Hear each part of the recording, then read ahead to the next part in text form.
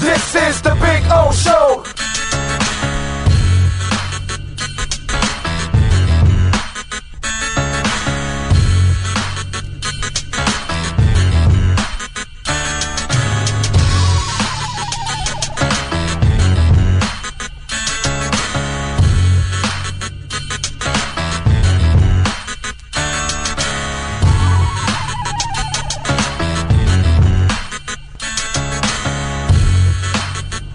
This is the Big O Show. This is the Big O Show. This is the Big O Show.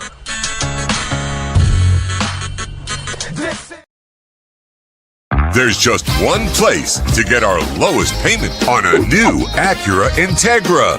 $229 a month. It's the Season of Performance event at Acura of Pembroke Pines, #1 in the USA. When presenting an award to an employee, athlete, executive, or fantasy GM, make sure you call Orvieto's Awards and More. For 35 years, these custom award specialists have been providing plaques, trophies, custom framing, while providing state-of-the-art laser and computerized engraving, UV printing, and glass crystal etching. They do all their engraving and printing in-house for quality control. Call Charles at 305-949-8098 or visit them at orvietosawards.com. Orvieto's Awards and More, where recognition is rewarding.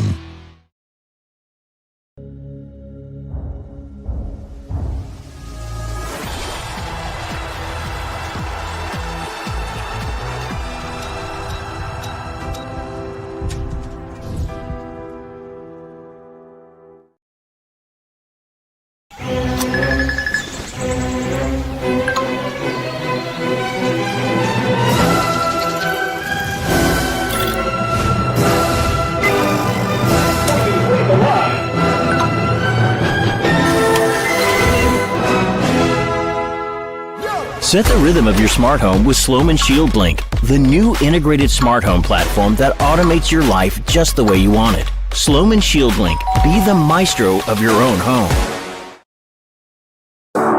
After 40 years, the Big Cheese Miami is still producing great Italian food. They started in 1984. Since then, they've been winning awards while being voted the best inexpensive Italian restaurant in Miami. Visit them for great food, amazing service. Witness the decades of Cane's memories. The walls are like a Miami Hurricanes Hall of Fame. The Big Cheese delivers anything on its menu or party platter menu to your home, office, or even a park for a picnic. Located at 8080 Southwest 67th Avenue, Miami. Call 305-662-6855. TheBigCheeseMiami.com, where they serve large portions at family prices.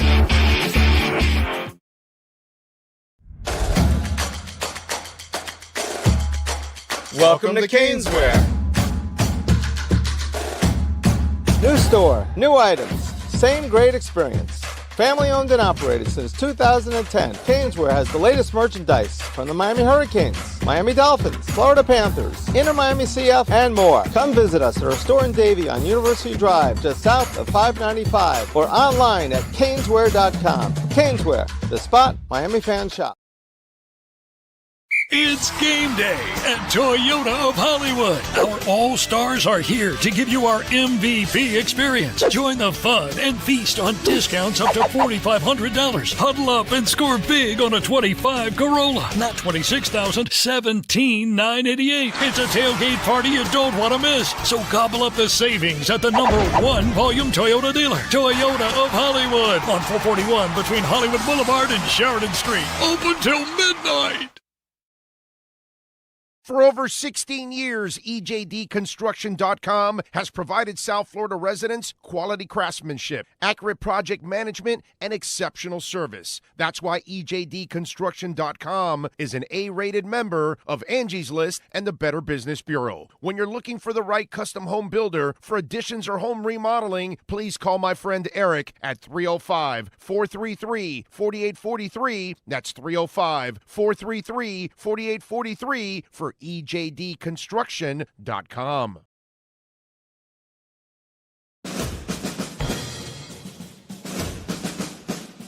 It starts every morning before the sun comes up. Projects are laid out. Plans are made. Equipment is fueled and loaded with inventory to handle all service requests. Orders are given to an army of skilled landscape maintenance professionals, certified arbor trimmers, irrigation technicians, and licensed pest management experts who fan out to communities and businesses all over South Florida. Experienced, on time, and dependable. Our staff is fully trained, licensed, and insured. Contact us by phone, email, social media, or through our website to answer all your landscape questions. We are Cutter's Edge. Total Landscape Solutions. Price, service, selection. Get all this and more at South Florida's #1 loved Subaru store. Subaru of Pembroke Pines. Save today with our 3 ways to save. 0% financing, 0 down payment, or make no payments for 90 days. From Subaru of Pembroke Pines. When it comes to your smile, confidence is so important. At Moody S Dental, they provide the services to get your smile back. This family-run practice prides itself by offering the latest technology to give your family the best experience possible. Moody S Dental has been in business for over 30 years with offices in Hialeah and Plantation. They accept most major dental insurances. They provide free new patient exams, 20% off select treatments. To qualify, please follow us on Instagram at moodys.dental. Moody S Dental has been in business for over 30 years. To schedule an appointment in Hialeah, call 305-821-0231 and Plantation 954-692-6825. From Invisaligns, dental implants, same-day crowns, and the preventative care and preservation to get your smile back. Go to moodysdental.com to find out more and tell them Big O sent you. Hi, this is Jeff Welt from Welton Rayom. Dan and I have been in business together for over 22 years. We're not your typical lawyers. When Dan's not working in the office, he's flying his stunt plane. When I'm not in the office, I'm either getting tattooed, bowling, riding a motorcycle, or going to concerts. We might not be your typical attorneys, but we are aggressive attorneys, and we'll do whatever it takes to get you what you deserve. Consultations are always free. Call us anytime, 24/7. Welton Rayom can help. If you're looking to take your home or business to the next level, then RM Contractors can assist you. RM specializes in new residential turnkey, new commercial turnkey, home and office remodeling. Call them for free estimates. Serving all of South Florida, licensed and insured. Call Ray, 305-345-3649. You work hard to create the perfect atmosphere. You dream it, we'll build it. RM Contractors, 305-345-3649. Or Instagram at RMC Fisher Island. There's just one place to get our lowest payment on a new Acura ADX. $239 a month. It's the Season of Performance event at Acura of Pembroke Pines, #1 in the USA. The viewpoint, statements, or beliefs expressed on the following program by the host, guests, or callers are not necessarily the opinions of FantasyXS.com, Media Group Inc. ownership, management, sponsors, or website. The game is final. Tua and the boys are in the locker room. Let's go over what happened in this game in our Dolphins Postgame Show with Big O. The Postgame Show is brought to you by Welton Rayom, Acura of Pembroke Pines, Hialeah Park Casino, Toyota of Hollywood, RM Contractors. The stats are final. The insiders are ready. The platform is mastered by the one and only Sean Stanley. Now, let's find out what the Big O thinks about this matchup as we start our Dolphins Postgame Show. Here's Big O. Well, guys, it's all part of the pain that we've been suffering for a long time.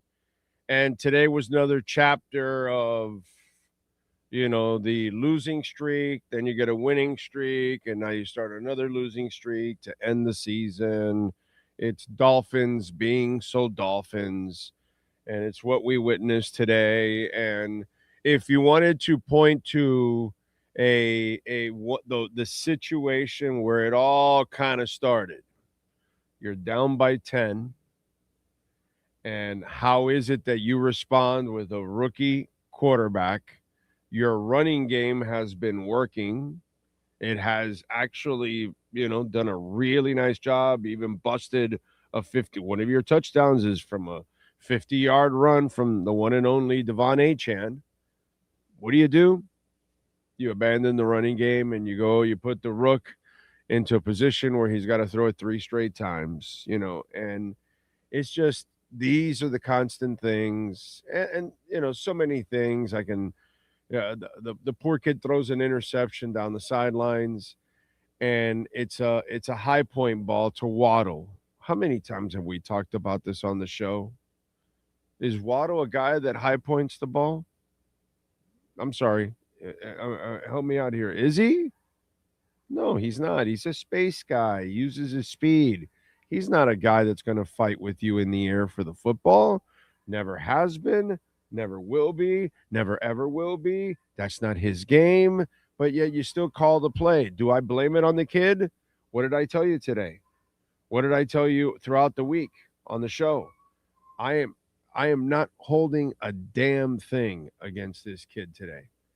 Whatever he did well, he did it on his own, like anybody else around Mike McDaniel. But he, of course, is going to fail because of the guy that is actually there. And that's the problem. And you're not going to succeed ever with Mike McDaniel and his style of play calling, and it's just not ever going to help any quarterback succeed. So I felt bad for the kid right from the get-go, to be quite honest. I told you this all week. I feel bad that he has to be in these conditions, because it's not going to be fair to him. And he's going to face some better defenses coming up. And they're going to get after the kid. And it's going to be a little bit different. You know what I'm saying? So it's just one of those things that it just and by the way, we always have a Sloman's key decision of the game. Well, you know what, Sean Stanley? Why don't you run that right now? Because we just had our Sloman's key decision of the game. Our key decision of the game is brought to you by Sloman's Home Shield. When you want to protect your home, family, or business, call Sloman's at 1-800-ALARM-ME. All key decisions lead to Mike McDaniel. It was the wrong decision to hire him. He wasn't ready for this. He has proven that for 4 years. We get national reports from Rappaport that, the Dolphins are likely to bring him back, and Pelissero and all these people. And then that's coming from the building, bro. That's coming from the building. That all of a sudden the building is a sieve of information. And that comes from the building, which is a slap in the face. That's your key decision. Look what happened today. You're just down by 10 points. You've got a rookie quarterback.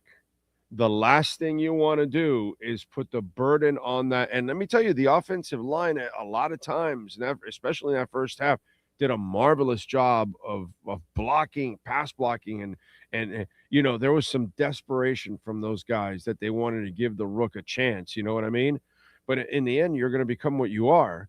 So that's just going to end up happening. But the kid overall, you're down by 10. That's a key decision. Okay? You're Stephen Ross. You don't know how to make key decisions. This is your opportunity to make a key decision in your franchise. If you're going to turn around and make the key decision of bringing back Mike McDaniel in 2026, I'll be here, okay? And I'll watch and we'll talk about it and all that kind of stuff. But I know we're going to have less people listening, less people watching, because it's already happened. And, it just gets worse. So if you want apathy, if you want people not to give a shit, you go ahead and bring back Mike McDaniel. But every week, no matter who the quarterback has been, he has proven to me that his play designs, his way, you could watch Kurt Warner's videos, which he's much smarter than I am, much more accomplished, and I'm not going to take away his thunder on that. how he breaks down his passing tree, how it doesn't make sense for a quarterback. That's not a defensive tool. It's just it's a detriment to all quarterbacks in his system. Okay, and I noticed this, dude. He was disciplined about getting play calls in as quick as possible. Where he was, lackadaisical at times, probably umming and ahhing a lot. He like, oh man, I gotta make sure I get this in for the kid as much as possible. So, he tried, but in the end, he's going to be Mike McDaniel. And if you want a key decision is to fire his ass. You should have fired his ass after week 3. If you really knew how to run an organization, we should have had Anthony Weaver running the team from week 4 on to find out about Anthony, because we already know about Mike McDaniel. The fact that the stories come out that you're actually bringing him back, it's an insult to all the Dolphin Nation all over the world. It shows that you really don't care, and your status quo of the last 15 years is your status quo, is your standard, is what you want. You don't care. You make your money. So key decisions, you call Sloman's in 49 of 50 states. You've got the Sloman Shield link, which is a beautiful app. You can control the lights, the climate, the door locks, the music, the blinds, the TV. I do it all myself. You can do it also. Make sure you call them 1-800-ALARM-ME. We're in 49 of 50 states, so it doesn't matter where you're at. Support the great people that support our platform. They have been helping Americans for over 100 years, keeping them safe. So, Sloman's is there for you, baby. Unlike the Miami Dolphins and unlike Mike McDaniel, okay? But you can make a key decision to protect your home by calling Sloman's. 1-800-ALARM-ME. Our key decision of the game is brought to you by Sloman's Home Shield. When you want to protect your home, family, or business, call Sloman's at 1-800-ALARM-ME. All right, back. Anyway,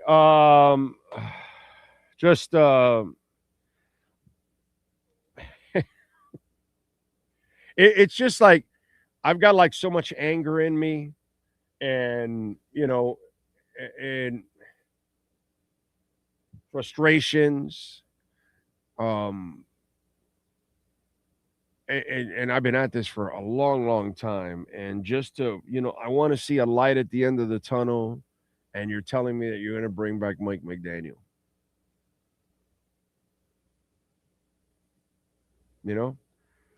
That to me is just absolutely, I can't understand it, to be quite honest with you. I really don't. By the way, don't forget to smash the hell out of the like button. We got a fraction of the people hitting the like button. Come on, man. Let's go. We got nearly 500 people watching. Only got 87 likes. It gets the algorithms going and more people, things like that. So please, let's build this bitch up to 300-400 right now, man. Let's go. Hit that like button, please. We're gonna have David Ferronis on. We're gonna have Chris Perkins on. Remember to hit the notification bell. So if there's breaking news or Sean puts on a rant, maybe you haven't watched the show for a day or two and you missed it, and then you don't know when some of the rants come out, he'll put them, and then you'll know with the notification bell. So hit that notification bell. That way you know when it happens. Of course, you can make a donation to the show. Another way to support our show, besides visiting our amazing sponsors like All Year Cooling, of course, from Vero Beach all the way down to Homestead and now in Naples, right? You can visit our sponsors. And, of course, you can make a donation, Cash App or Venmo at Cash Big O Show. That is Cash Big O Show, Cash App or Venmo. You can make a Bitcoin or even Ethereum donation, as always, and we appreciate that.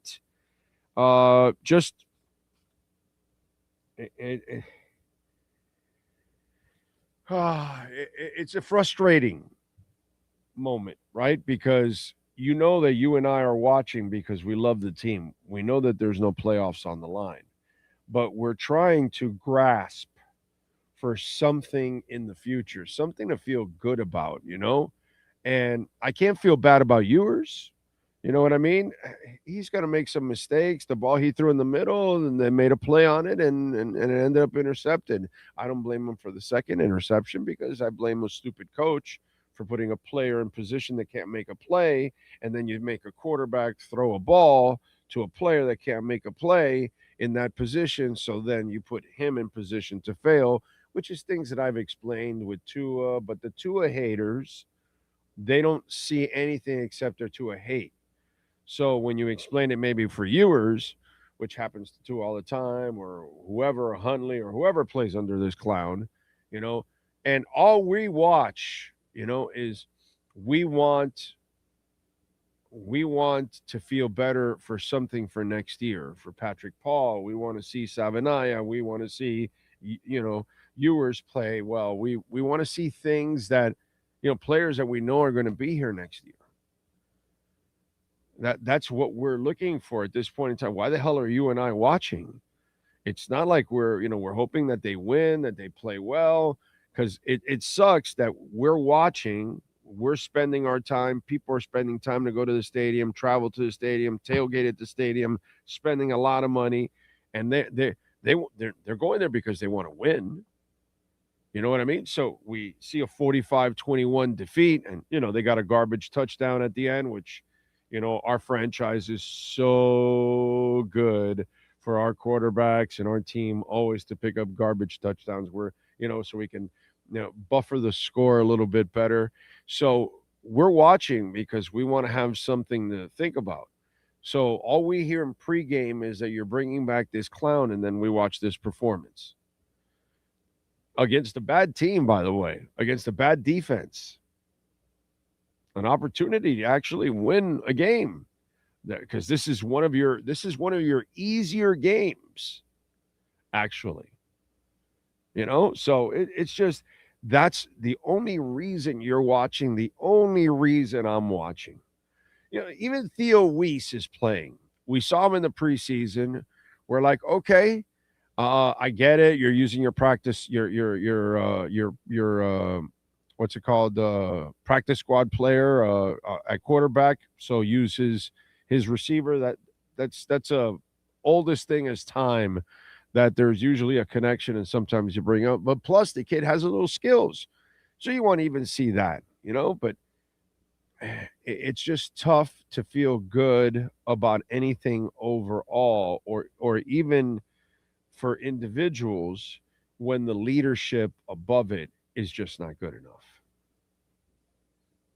Not good enough at ownership, not good enough at general manager, not good enough at head coach.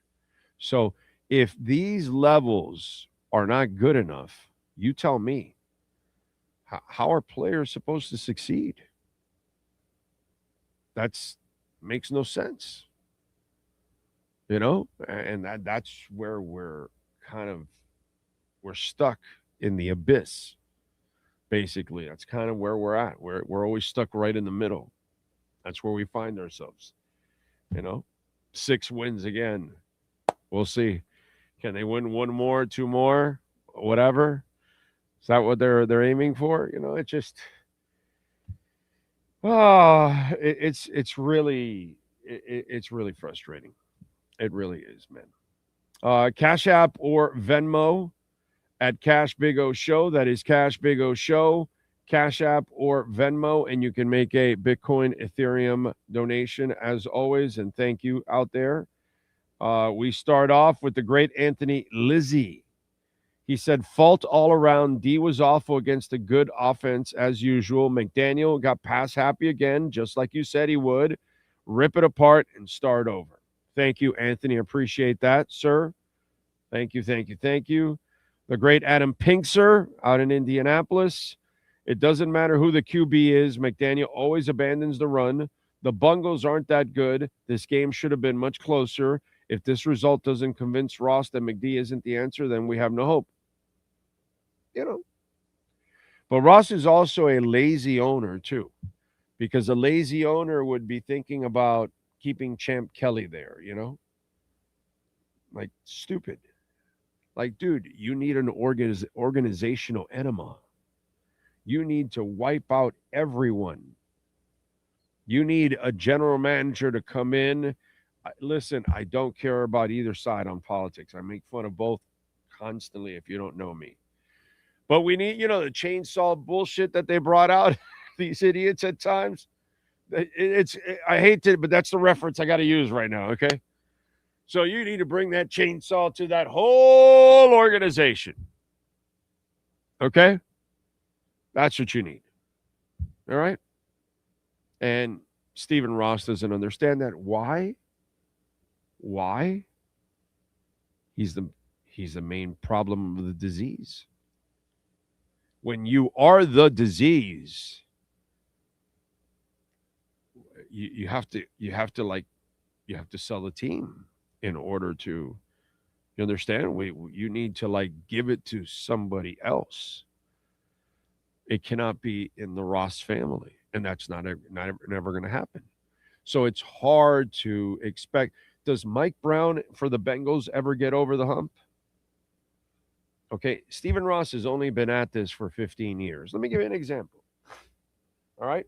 Only 15 years at this, right? A little, maybe 16, I think, something like that. Okay, so he's been at this for 15 years. And he can't do anything. You watch Vinny Viola buy the Panthers within that time, figure out that Dale Talon's not the guy, turn around the team, and win the championship, correct? Then during that time, we get an expansion MLS team, and the owners within, I think this is the 6th or 7th year, win an MLS Cup, correct? Okay. During that time, the Heat had lost their dynasty and got Jimmy Butler and at least went to 2 NBA finals, correct? Okay, we got all that done. Now, let me flip it over on the other side. So since Stephen Ross has owned it for 15 years and he hasn't figured it out, have you watched the team that just left town right now or is leaving town on a happy airplane where Joe Burrow and his boys are going to have some fun because they smoked us? So has Mike Brown figured it out? Well, let me explain something to you. A couple years ago, if you watch this show constantly, if you watch it during the week and all that kind of stuff, when Joe Burrow and the boys made the Super Bowl a few years back, I said to everybody, this will end the same way it ended for Boomer Esiason and Ken Anderson. I'm old, okay? The beauty is I've lived and I've seen so much of sports and football that I've I live shit over and over again. Some of the stuff just happened to you guys once because, you might be 40, 30, 20. But when you're nearly 60, it's happened a couple times already. So I watched the Bengals get lucky with Ken Anderson and the Orange Crush 1 year and losing the Super Bowl. And, of course, they never got back again. They never got Carl Mecklenburg and the boys back again, right? Because you end up losing that because people have success. They move on, they leave. And then, you've got, I'm sorry, Carl Mecklenburg. What's it called? Ken Anderson and the boys. You weren't going to have any success. So then you have Boomer Esiason and the boys have success. I went to Denver all of a sudden with Carl Mecklenburg. Anyways, then you go to Boomer Esiason and the boys, and they have the 1 year fantastic team. The Ken Anderson team was a fantastic team. The Boomer Esiason team was a fantastic team. They all get to the Super Bowl. They make their one trip. What happens?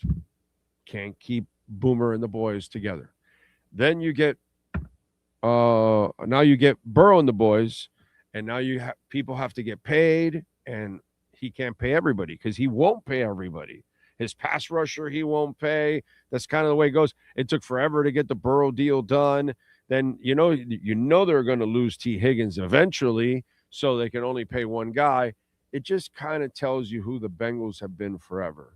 Under Mike Brown. This is not 15 years, ladies and gentlemen. This is from 1980 till now. I can just to give you that, okay? Here in comes Bill Bidwell from the Arizona Cardinals. The Bidwells, now the younger Bidwell owns them, okay? They have owned the team forever. They've moved it from a couple of places, everything, and the Bidwells have done nothing in Arizona. Phoenix, Arizona, whatever the hell they want to call themselves, okay? They've done nothing. They've figured out nothing. They got lucky 1 year with Kurt Warner. They went to the Super Bowl. They didn't win anything, but that's it. It's like the dog shines on every dog. The sun shines on every dog's ass every once in a while for people like this. Okay, but it's not going to happen. How long now are we where the new Raider, the Raider owner picking up from the old man? Where are we now? And have they figured it out? Bad ownership is bad ownership, dude. We got lucky here once because Jeffrey Loria won the World Series in 2003. But you have to understand that World Series, because a lot of people, well, Jeffrey Loria won. Well, he did and he really didn't. The 90% of the players came from the fire sale from Dave Dombrowski that he left them there in the minors. And so practically everybody, except just 4 or 5 players that they got. Yeah, it was Pudge, it was Pierre, it was Redmond, it was Urbina, and like another middle reliever, like 5 guys. And everything else came from that. So he got lucky. He got lightning in a bottle that they left him a team that was foundationally that could challenge it, and they won. And we got that. But nobody left Stephen Ross that, so they can finish it off. Nobody left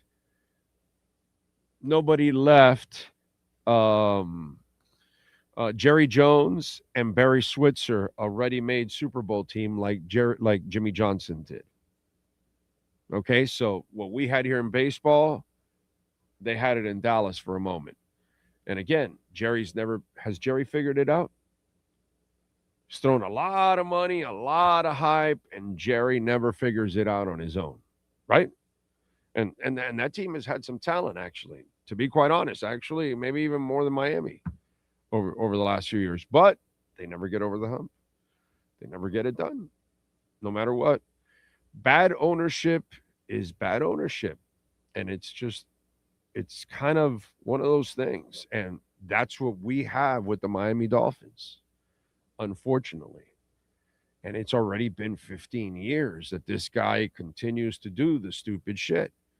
Think about it. You extended Philbin, you extended McDaniel, and after all of that and everything that's gone on, you're still thinking of bringing him back? It is baffling to me. It really is. Cash App or Venmo at Cash Big O Show. That is Cash Big O Show. Cash App or Venmo. Andrew Watson, thank you, sir, for the love on Venmo. This was a game that made me hateful and toxic. I'd like to dedicate this game to the hateful Scuba Steve and toxic fart shart. Game over. We keep the coach, and all that I'm left with is this irritable bowels. I need to take a crap and flush this turd game down the toilet. Andrew's hurting. Andrew's hurting. Peter Jervin, thank you for the love on Venmo. He says Ross should be embarrassed. More Bengal fans than Dolph fans. McDaniel effed up at the end of the first half. Still can't get plays in on time. Can't game plan. The offensive genius is a moron. Well, I don't know. Stephen Ross loves him. Don't you like it when you hear people say that? Well, Stephen Ross really likes Mike McDaniel. Well, Stephen Ross is an idiot. That's all. Ray, thank you for the love on Venmo. I appreciate you, sir. He says, my brother, this organization can't be that dumb to bring this coach back. If they do bring this coach back, shame on the organization and especially to the owners. Go Canes. Amen. Amen. Thank God for the Canes. Maybe we've got respectable football in this town thanks to the Canes. Joe Cracciola, thank you for the love on Venmo, sir. He says, Big O, not letting today ruin my high from yesterday. Go Canes. Love the show. Thank you. That's why. I'm with you, dude. I'm with you. We need one of the two to come through. I was saying that in the pregame show. We had 20 years. We've had 20 years of nothing from the Canes. And I feel bad because there's like an entire generation of Canes fans that are growing up that have no idea what a great Canes team is. And it's not that they're not there yet, but at least, you're headed in the right direction. And for the Dolphins, oh my God, if you're 40 years old or younger, you have no idea what real good Dolphins football is. You need to be over your 50s. to know what real good Dolphins football is into 60 and early 70s. You know what I mean? No, not early 70s, early 60s. Because it's where I'm at. You know, late 50s, early 60s, we saw the best times. You know what I'm saying? So we needed this badly, bro. Badly. Because this team on Sundays isn't even close to figuring it out. Pete, thank you for the love on Venmo. Let me see. Rosek. Pete Rosek. Did I get that right? Pete Rosek. I tried. Okay. I know with your name, like me, Alzigari, they butcher it. I probably got it wrong, but I'm going to say Rosek. Big O, they showed Ross on TV smiling and enjoying the blowout with Garfinkel in the box. Guy has no self-awareness that everyone is watching him, and he's happy with the dog with two tails. I know this whole sell me this bullshit that he cares and all that kind of stuff. Kiss my ass, bro. Kiss my ass. You don't care when you bring Philbin back. You don't care when you extend McDaniel, dude. No, you don't, dude. And then you send out the vibe to people that you might bring him back and because you like him and all that. That's a whole bunch of crap, dude. So I am with you 100%, Pete. And thank you, sir, for the Venmo. Appreciate you. True Fin Fan, thank you for the Cash App. He says, it is for sure, is it McSure McD is coming back? Listen, the only thing I can tell you is what we're seeing from Rappaport, from Pelissero, from, a couple of the insiders. And why would they be throwing that out there? I know these guys personally. So I don't know Pelissero personally, but I know Rappaport personally. I know Garofolo personally. I know Jeremy Fowler personally. As you know, I've had all of those guys on my show many, many times. So bottom line, okay, if those guys, I trust those guys. If they're reporting it, they're getting it from a legit source inside the building. Jeremy Fowler, I've known forever. He's not going to just throw it out there. I've known Rappaport for 20 years. He's not going to just throw it out there. He got it from somebody legit. So I trust these people. What I don't trust is the people in the building, that they're actually, but they've proven to us that they're that stupid. Haven't they? They sell Jets paraphernalia in the Dolphins pro shop. They're that stupid. They celebrate Tebow and the Gators where they have the Hurricanes as their tenant. That's stupid, by the way. 10% off, Big O10 at caneswear.com. Load up. And if you order over $99, you will get free shipping. But use our code Big O10. They've got Dolphins gear, a lot of old logos, Canes, Panthers, championship gear, Inter Miami, championship, Marlins. So check it out there at Caneswear. But, I mean, they are that stupid. This team has proven to be that stupid over and over and over and over and over again. They are that stupid. So what can I tell you? If they want to bring this guy back, have at it, dude. Go ahead. Just tell the fan base. I'll be here because I've been here forever. And, and unlike young people, maybe what keeps me hanging around is that I saw all the good times. I saw all the championship years. I saw the years they went to the Super Bowl. I saw the years they were half decent, in the early 90s, and then it ends after that. But I saw all the good times. So I can hang in there and wait. But what if you're young and you never see anything from this team over and over and over again? Those people could walk away from you too. So it's just, you start playing with fire, I think. But I will say this, he has a monopoly. Nobody stops to buy the tickets. And we have now a world where people will travel a lot. So we're a destination city. So you will have, like you said, a lot of Cincinnati fans. Well, you'll have a lot of them because they'll come here for a vacation and they'll take up the seats. So he can't lose. He doesn't give a shit because he can't lose. One way or another, he's going to have a Super Bowl in his stadium every couple of years because we're Miami. He's going to have national championship and semifinal games in here because we're Miami. He's going to have his concerts. He's going to have his festivals. He's going to have his F1 race. He's going to have a hospital.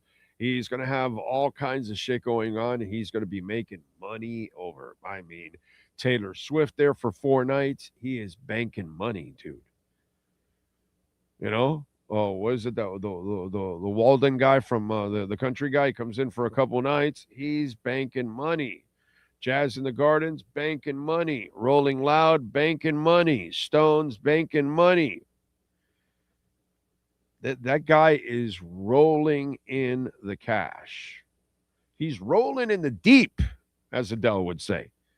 So in the end, he can waddle, he can laugh in the press box because everybody is a sucker, and we're all buying the hats and we're all buying the jerseys and we're all traveling and we're all going to tailgates and we're all paying for NFL tickets or Red Zone Pass or wherever you are in the world to watch it or to go see the games or whatever it is. We're all doing that. We're all making some kind of an effort to watch the Dolphins, and we're investing our time and all that, and he does not care. So, Sean, do you have any highlights from the postgame show at all? Anything that you can point out to us that is newsworthy? Dave Hyde point blank asked him about the NFL Network report that he's expected to return. He just said he has plenty to focus on the job he has and what he can do it to the best of his ability. The other thing that kind of came out, he was asked about Quinn Ewers and if he'll start versus Tampa Bay. He said, I thought he earned some opportunities to continue to develop. I was happy how he handled the position. That's not easy. And earlier he had also reported that he's going to look at the tape before making a decision on Quinn Ewers' play. No reason not to start the kid. It's not his fault. I told you, he's fine. He's fine. I wouldn't judge him until I get him under another coach. It's kind of the way I would judge him, unfortunately. Sean, give me 1 minute, please. Give me 1 minute break. Por favor. After 40 years, the Big Cheese Miami is still producing great Italian food. They started in 1984. Since then, they've been winning awards while being voted the best inexpensive Italian restaurant in Miami. Visit them for great food, amazing service. Witness the decades of Cane's memories. The walls are like a Miami Hurricanes Hall of Fame. The Big Cheese delivers anything on its menu or party platter menu to your home, office, or even a park for a picnic. Located at 8080 Southwest 67th Avenue, Miami. Call 305-662-6855. TheBigCheeseMiami.com, where they serve large portions at family prices. It's game day at Toyota of Hollywood. Our all-stars are here to give you our MVP experience. Join the fun and feast on discounts up to $4,500. Huddle up and score big on a 25 Corolla. Not $26,000, $17,988. It's a tailgate party you don't want to miss. So gobble up the savings at the #1 volume Toyota dealer. Toyota of Hollywood on 441 between Hollywood Boulevard and Sheridan Street. Open till midnight. Hi, this is Jeff Welt from Welton Realm. Dan and I have been in business together for over 22 years. We're not your typical lawyers. When Dan's not working in the office, he's flying his stunt plane. When I'm not in the office, I'm either getting tattooed, bowling, riding a motorcycle, or going to concerts. We might not be your typical attorneys, but we are aggressive attorneys, and we'll do whatever it takes to get you what you deserve. Consultations are always free. Call us anytime, 24/7. Welton Rayom can help. All right, we are back. Appreciate you all out there. Let's get to the super chats, Sean. Let's start from the top, my brother. Tell me what we got here. True Finn fan, Ewers to the rescue. Yeah, McD is.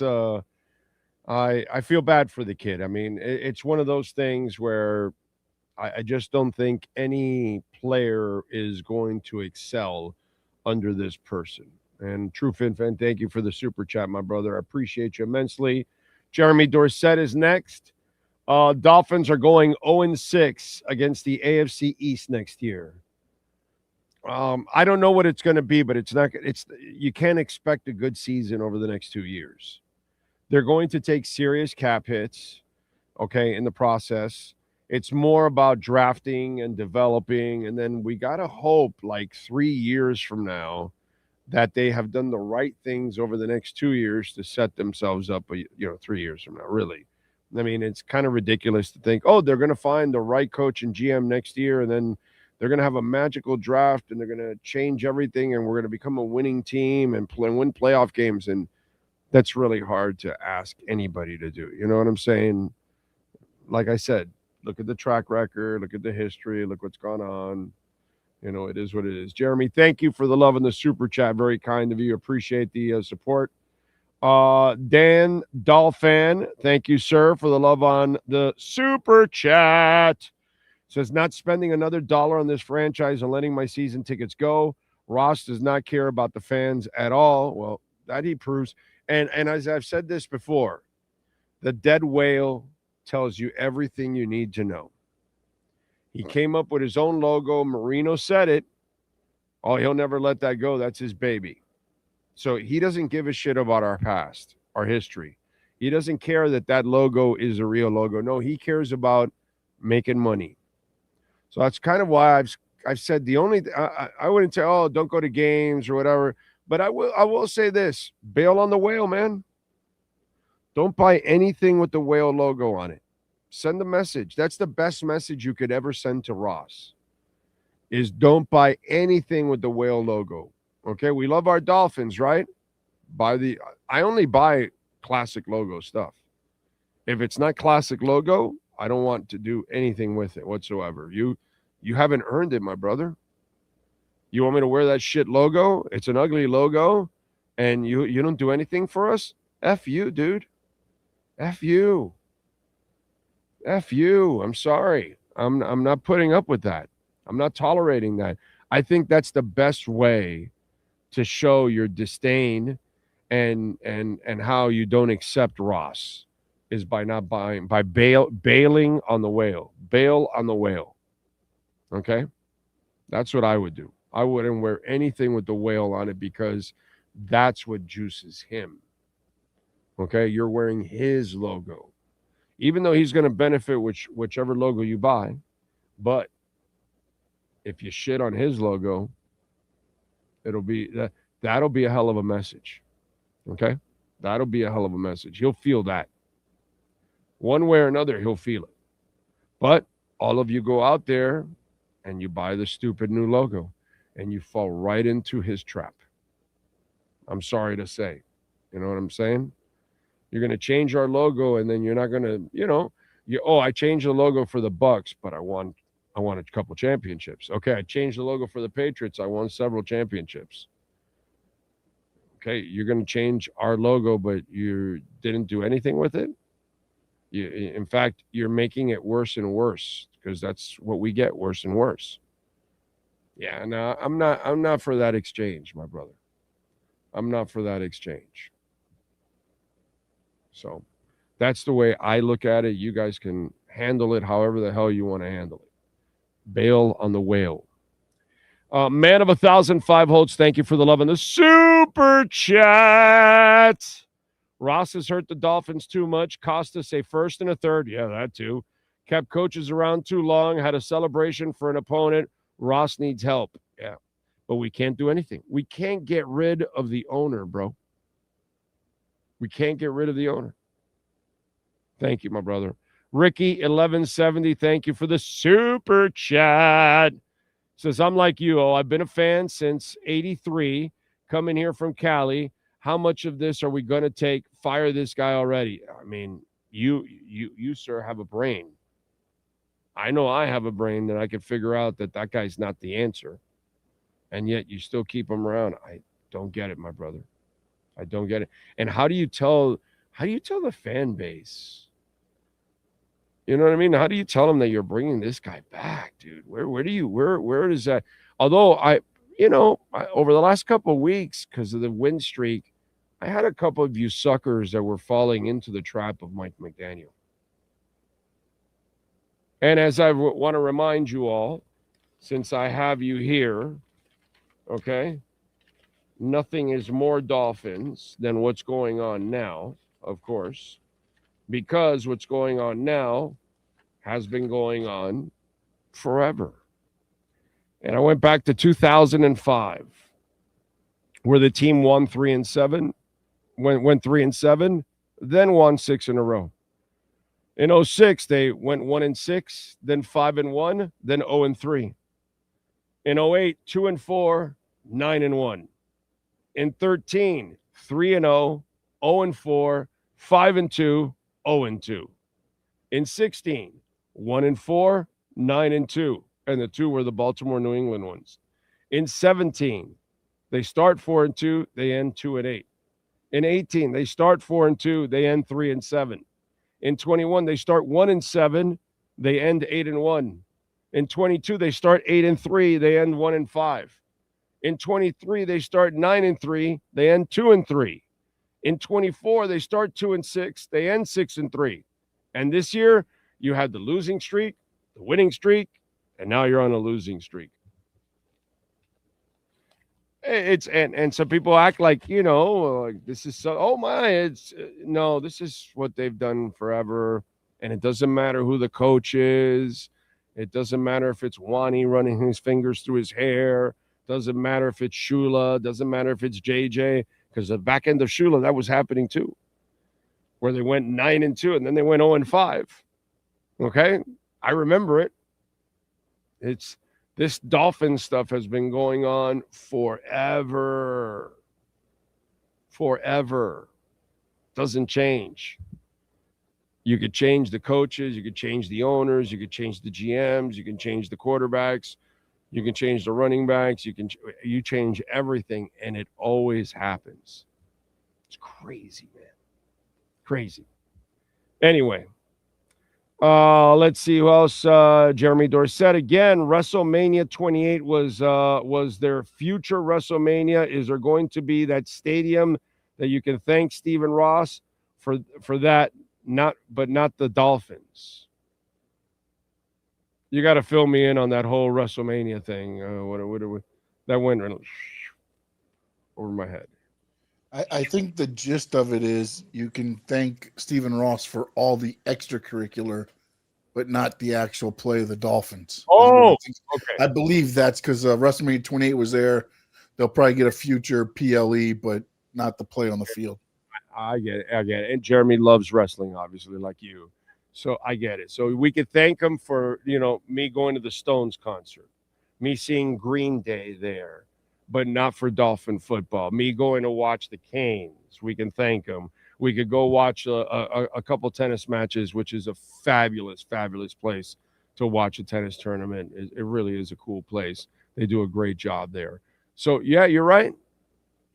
Jeremy, you are 100% right. We got to thank Stephen Ross for the entertainment complex, but not for the pro football team.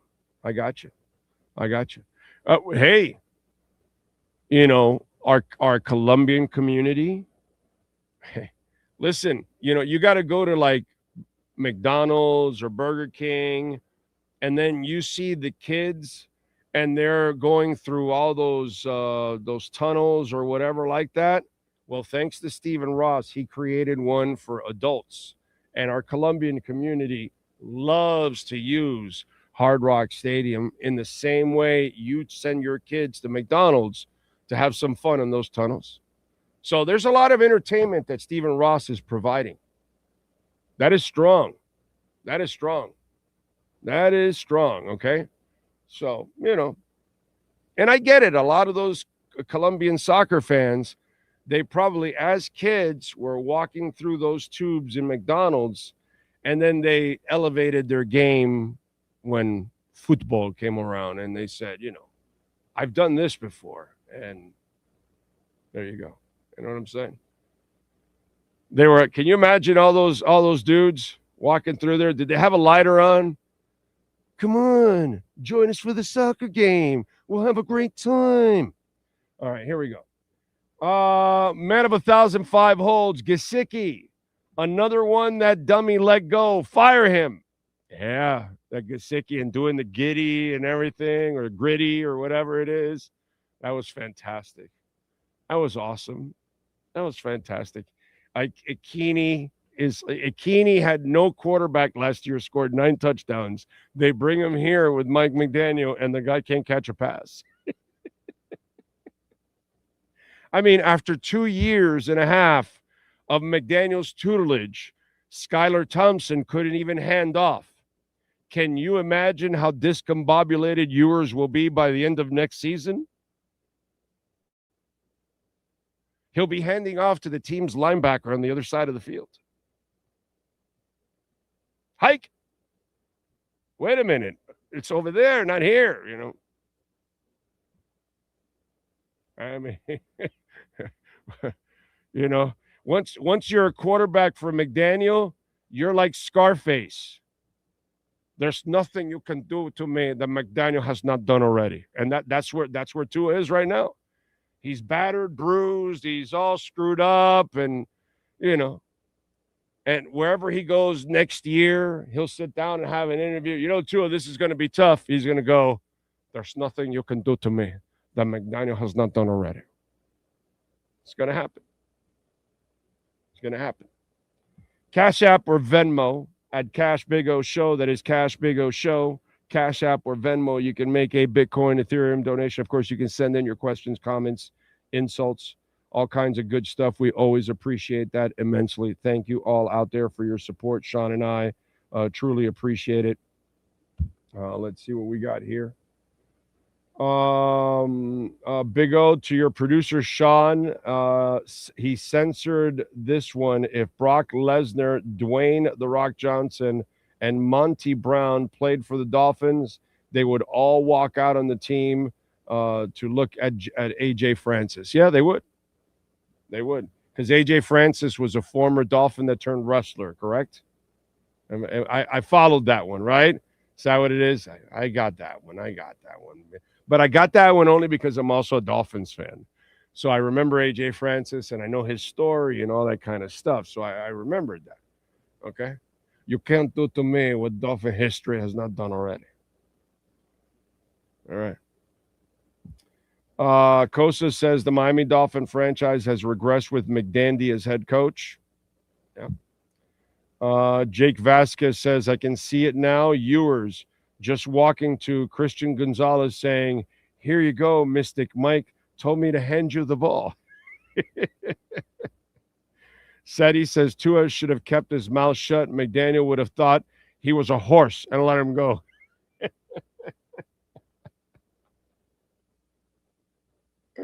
Tua, bro, you got to love Tua, okay? You got to love Tua. Tua is the mastermind, okay? I mean, this has been played out so perfectly. He sat back with his agent and said, how do we get out of this shit? What do we do? And he's like, well, it's not a great system. Just play with the system. It's going to force you into mistakes. And, those mistakes, the money's guaranteed. You gotta put them in a point where they have to release you instead of wanting to keep you around. And he has played this perfectly all year. He has been lackadaisical all year. Well, I got to get better. I got to play better. I got to do better next week. There was no remorse in any of his press conferences. He wasn't kicking himself in the ass or anything like that. And now he has gotten himself free from the last 3 games. No shot at being injured now. He gets to go into the offseason injury-free. So he either on June 1st, as I told you earlier during the week, it's a two-way street for Tua Tagovailoa. There's a fork in the road, okay? And he either is going to go, okay, June 1st, I'm released. Thank you. I'm gone. And he takes all his money. He goes home with his wife, his kids. He retires, goes to Hawaii, coaches football, whatever, has a great life, because he's a family guy. And he can have a fantastic life, post and go help Polynesian football in Hawaii and all that kind of shit, right? Have a great life. Or he could go the other way where he goes, I'm free. Now I'm going to go back to Nick Hicks. I'm going to work on myself, get myself back to where I was in 2022 and 2023, and boom, boom, boom. And I'm going to try to go get a shot somewhere else and redeem myself. But I get to go wherever I want, and I get to address whatever, if any teams are interested, I get to see their situations and how it, obviously complements my skills. That's it. But he also gets away because if he ends up trying to play through all of this and plays somewhat well, we'll keep him next year as a bridge quarterback. That's like a prison sentence for him. So he wants to get out of prison. He's like the he's like the mirror that's spinning in Superman. It's got the three evil people locked up in there, Zod and company, and then gets freed. Well, he needs to get freed from the prism. That's basically what it is. So he either needs to get freed from the prism, so he gets freed with his money, he leaves, he goes with his family and retires, and he doesn't risk any more injury next year because they bring him back to be a bridge quarterback, and he has to go through the Andrew Luck pain, injury, rehab, pain, injury, rehab, pain, injury, rehab. Well, then, he doesn't go through that and he just retires. Or he gets the fresh start. Tua is, dude, he's sitting pretty, bro. He is sitting absolutely pretty. And for those of you out there, by the way, that are, so tortured by all of that, oh, please, there's a long list of players. We can come up with 100 players for many, many years now that have made their money and left this town and didn't really give a shit. So don't cry for Stephen Ross. Remember what he's done to you. So you should actually laugh at Stephen Ross that his stupid ass has to pay for that and he gets nothing out of it. So that's what you should do. Instead of being insulted, like some guy said, oh, man, it sets the team back. I'm like, what team? Where were they going? I'm sorry, I must have missed that. With or without Tua, where were they going? Where were they before Tua? Where will they be after Tua? Where have they been before Tua for 20 years, 30 years? What are you talking about, dude? If Jabril Wilson's contract didn't hurt you, and many other contracts in Ndamukong Suh and Ryan Tannehill, and we could just go on and on and on and on, and Lamar Gordon and shit that cost you picks and shit that cost you money, and Deion Jordan and everything else. Give me a break, dude. You think I'm going to worry about Tua's money? I don't care. That's their problem for being stupid. That's all. That's their damn problem, not mine. But Tua, he's killing it, bro. He gets to walk away with $200 million and screw them. It's a beautiful thing for him, dude. Absolutely beautiful. That is one rig that I would love to have. Just give me a tenth of that. Okay? Give me a tenth of that. But I've been watching players steal money for the Miami Dolphins for 30 years, dude. This is nothing new. It is what it is, but I commend him because this has been played perfectly. Perfectly. And his attitude, It says it all. There is no remorse there right now. To me, there's a disconnect. Yes, sir. Go ahead, Sean. No, I just wanted to piggyback on it because I know you had said it that CBS was sending a lot of every time there was a play, they would go to him and I know you tweeted some out there too. And then Ferronis sent out a tweet that Tua is engaged and talking on the sideline. I was like, this might be the most engaged I've seen Tua this whole season. Right. And I tweeted it back and it's like, it just looks like a weight's been lifted off his. Right, dude. He doesn't have to deal with this idiot coach anymore and this terrible system and a terrible offensive line. And yeah, dude. Yeah. He's loving this. He doesn't care anymore. He's going to get his money. He'll get released now because there's no reason to bring him back. So it's beautiful. I mean, it has been played perfectly by Tua Tagovailoa and his agent. And so we'll see what happens. We will find out what the future is for Tua Tagovailoa and his agent. I'll tell you that. That's for damn sure. Let me see what we got here. It is Ray Rod. Coño, my heart sank more when you said 3 more years of this. The next airplane banner should read, fire the mofo McDaniel and get a new owner. I'm glad I didn't go to the game today. I feel your pain, Big O. It's frustrating and sad. Yeah, man. Well, you think about it, right? I mean, listen, dude, I'm not a writer that I have to worry about, and I have to kind of like always try to spin it to build some kind of hope or something like that. No, I'm reality, bro. I told you when the Panthers started this season, I said this is the best. This might be the best playoff run they've ever had because they have the team to actually survive all these injuries, get their guys back, get back on track, and make a run. They actually have that, so don't be down on it. But that's different because I look at them different than I look at this franchise. So I look at this franchise now, they're going to go through the next 2 years of brutal cap hits. So they have to reset the team, and they don't have a quarterback. They don't have an owner. They don't have a head coach. They don't have a general manager. So where are we supposed to go? Is the pixie dust supposed to fall all over our organization? All of a sudden, we're going to get everything fixed in one off season, and we're going to take off and run. We're going to deal the whole house for Mendoza.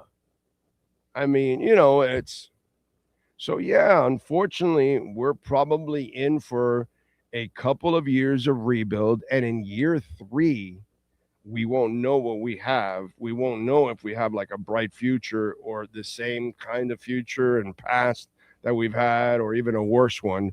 We won't know. But there is no way to think that you'll be that much better over the next 2 years with all the financial restraints that you're going to have. That's it. I mean, that's just the reality, unfortunately. I wish it was different. And because of what you've developed into under Stephen Ross, you are not going to get the best. Have you seen us get the best coaches and GMs under him? I'm sorry, I must have missed that. Huizinga used to get Jimmy, Saban, and Parcells. It didn't work, but he got the bigger names. How about the names under Ross? How many people were interviewing McDaniel to be a head coach? Oh, okay. It's something to think about. I mean, listen, I'm a fan through and through no matter what, but I'm not going to bullshit you people. I'm not going to sit here and lie and blow smoke up your ass when it's just not true. We have to go through what your history is, who you are.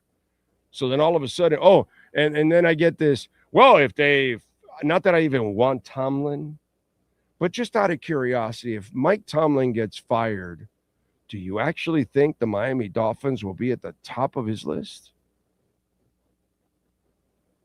Or the Jim Harbaugh morons out there? I'm sorry, John Harbaugh morons out there. Oh, well, what if the Ravens, they go, okay, so if they let go of John Harbaugh, why would Miami be his first option? Oh, because you say so. Oh, because Stephen Ross has all that money. Oh, because, he landed, everybody else he's had, right? He went to Jim Harbaugh when he already had a coach and failed to land him. And then he tried to land Sean Payton in the wrong way.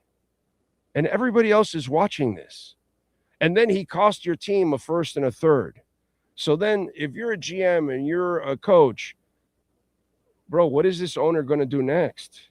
I got to go work with this guy? What if he goes behind my back to go offer my job to somebody else? What if he goes and tries to find somebody else on his own and he cost me a first and a third? Do you people ever think about that kind of stuff? I'm talking about like the Homer Dolphin fans that want to like spin everything, I'm just trying to be honest. What you're not going to get in the papers, what you're not going to get on QAM, what you're certainly not going to get on their flagship station, whatever the hell they have there. I don't even know if they have any live crap there, but whatever it is, this is the brutal honesty. So go by Stephen Ross's track record. That'll tell you his future. Pat in Asheville, thank you for the love on the super chat, sir. Very kind of you. Anyone else noticed a whiteboard Tua was drawing the play calls on, like giving a toddler a coloring book at an adult party? Look what I drew, Daddy. A post to Waddle.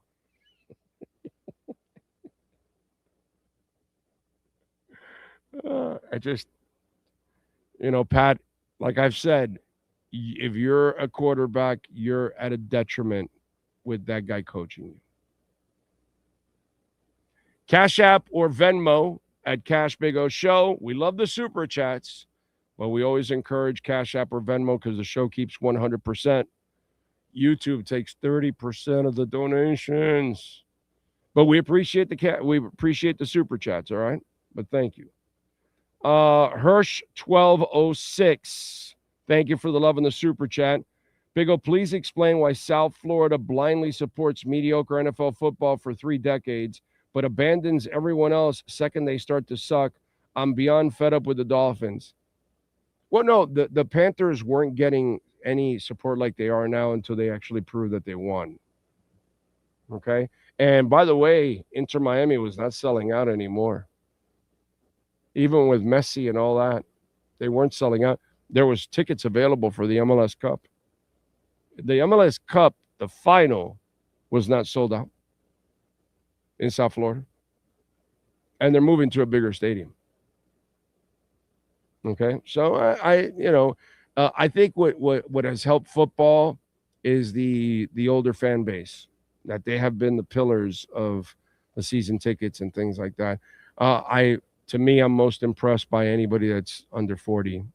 All those the Dolph Freakies of the world and all those kind of people, the Sports Babe, and all those kind of people that are under 40. I commend them because they don't know anything about good Dolphin football. They've never seen it. They've had to watch a recording of it.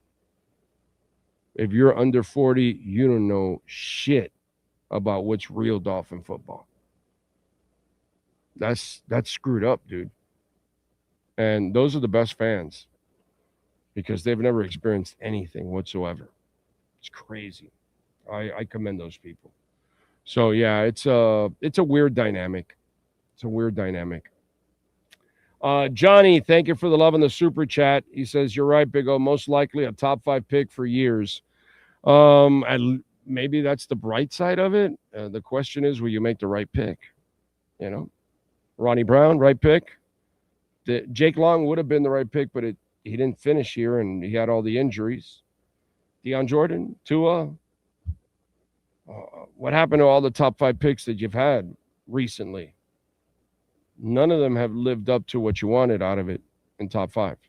You know that, right? And they're all different GMs, and they're all different coaches. It's different parts in our history, and Jeremy, thank you again. Big O, Stephen Ross, Scamidi.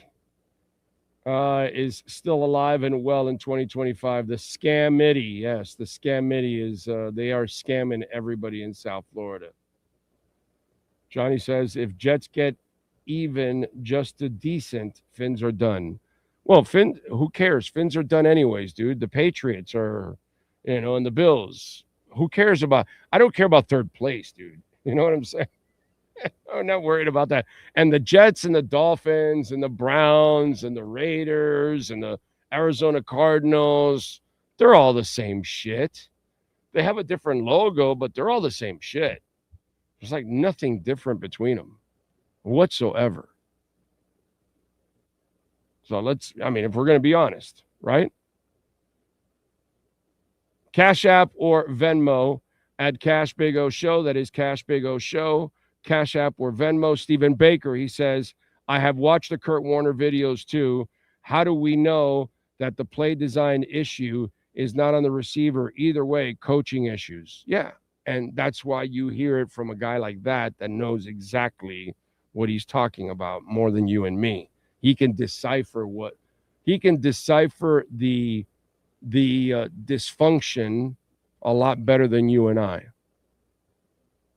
Jafrard, thank you, sir. Appreciate your love on Venmo. He says, I'm so frustrated with the Miami Dolphins. I really dislike the owner ever since day one. I hate the new logo. How beautiful were those unis today? They were perfect. They were so awesome. They are the best. They look so fantastic. It's like, why would you want to change? Like, you're the Raiders. I'm not changing my logo. I get it. Even the Packers, there's no reason to change it, dude. When you got your logo and it looks great, there's no reason to change your damn logo. The Falcons logo. Why are we changing the Falcons logo? There's no freaking reason.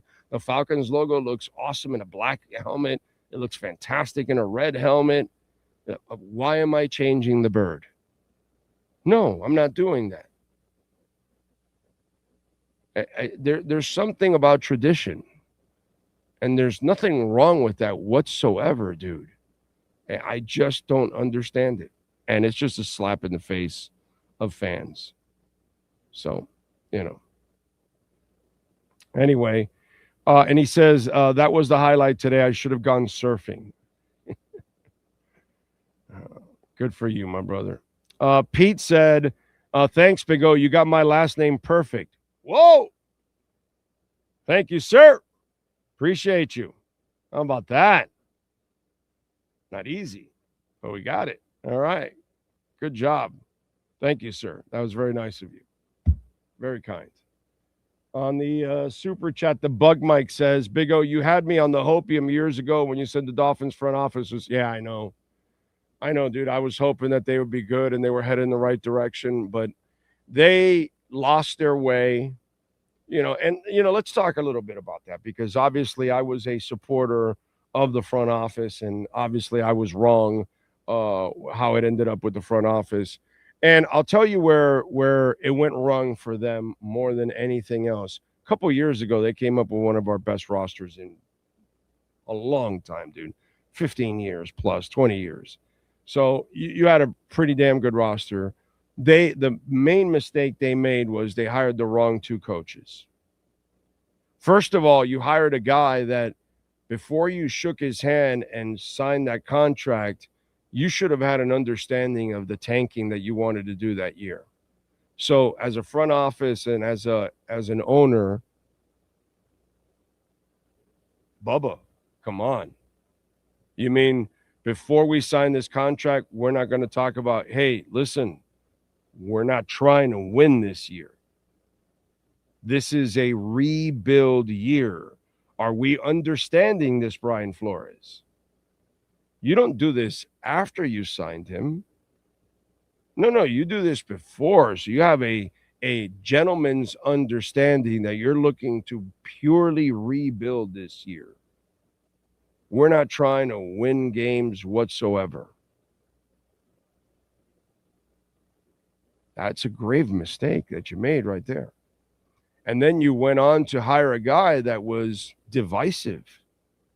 and was trying to, hurt the organization in the process, which again doesn't help whether you are right about one thing or wrong about 50 other things.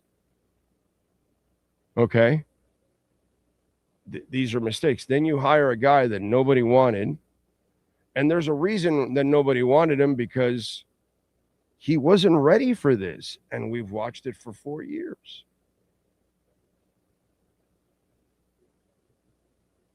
So I screwed up. But then again, since I'm Mr. Negative, I bought those guys. Plus, I thought Reggie McKenzie got a short end of the stick in with the Raiders, which it's kind of proven right that after he left, they would have been better off. They would have stayed on track with him. But whatever, it is what it is. Allen, to me, is also an underrated guy. And then Greer had a lot of good reports from inside the building from prior people that worked with him on his scouting reports. But as a leader, where Chris Greer failed was he hired the wrong coaches and he deferred to them way too much. Instead of focusing in on what his expertise is, what Marvin Allen's expertise is, what Reggie McKenzie's expertise is finding talent. And they should have tried. And instead of listening to your coach, you can listen to their suggestions of the type of players, but you decide on the players that you want. And so then it became a little bit more of what we've had in the past. One person picks one thing and another person picks another thing and another person picks another thing, and you defer to this guy or defer to that guy. And it's been one of those things that you just can't do that anymore. There's got to be one person that makes the decision and one person that falls for everything. And so he deserved to get fired because none of this worked when it's all said and done. And then you get Tua, and here's where also Chris Greer and company failed. You get Tua, and you have to go look at what Saban was doing in Alabama. And you go, okay, if I have Tua, then I have to do what they do in Alabama. I have to give him a great offensive line so he can have the cleanest pocket out there, so he doesn't deal with a lot of hits, concussions, and things like that. So he doesn't have to run around a whole bunch and try to make things happen, because that's not what you do with statue quarterbacks. They're not asking Matthew Stafford to run around at all. They're blocking for him, and then they might move the pocket a little bit here or there, but he's going to be behind the line of scrimmage all the time, like Tom Brady and Drew Brees and all that. So if you have that kind of quarterback, you had to build a real offensive line. Did they ever do that? Have they even done that in like 40 years? No. So they haven't done it in forever, and they certainly didn't do it now. And then you were supposed to have a strong running game, which he just started dedicating himself to the running game now to a more power running game. And he's still, again, this, like he had the lull the other day, today, boom, you go down by 10 and immediately he abandons it. So you hire the wrong people, you make the bad decisions, you give the bad contracts, you let go and sign the wrong people, right? Because as I was wrong with Chris Greer, like a lot of you were, on Rob Hunt. Oh, no, we can't pay a guard $20 million. But what we didn't know is, dude, that's where the market starts again. It's a new market, and we're just setting part of the market, and now all the top guards are getting $20 million. It's just, we were just going to be one of the first teams like Carolina. Instead of Carolina, we were going to be one of the first teams to pay a guard $20 million, but it was a guard that deserved it. So even though he suffered the pec or whatever, you could get him back, and he's going to be a monster anyways. But overall, Rob Hunt was a keeper and was the kind of guy you needed in front of Tua. So that's a bad mistake. Van Ginkel, bad mistake. But then you bring in Jalen Ramsey, bad mistake. So there are bad contracts you took on, and then you let go of the wrong contracts in the process. And that was also part of your demise. and why you're not working anymore, why you're out of business. And you're also, by the way, making a ton of money laughing at Stephen Ross. Because that's what you do when you're a bad organization. You're constantly paying people that you fired, that you let go. You'll have a new GM and you'll be paying your old GM. You'll have a new coach and you'll be paying your old coach. You'll have a new quarterback and you'll be paying your old quarterback. You know, you have a new defensive tackle, but you have dead cap money next year for Ndamukong Suh.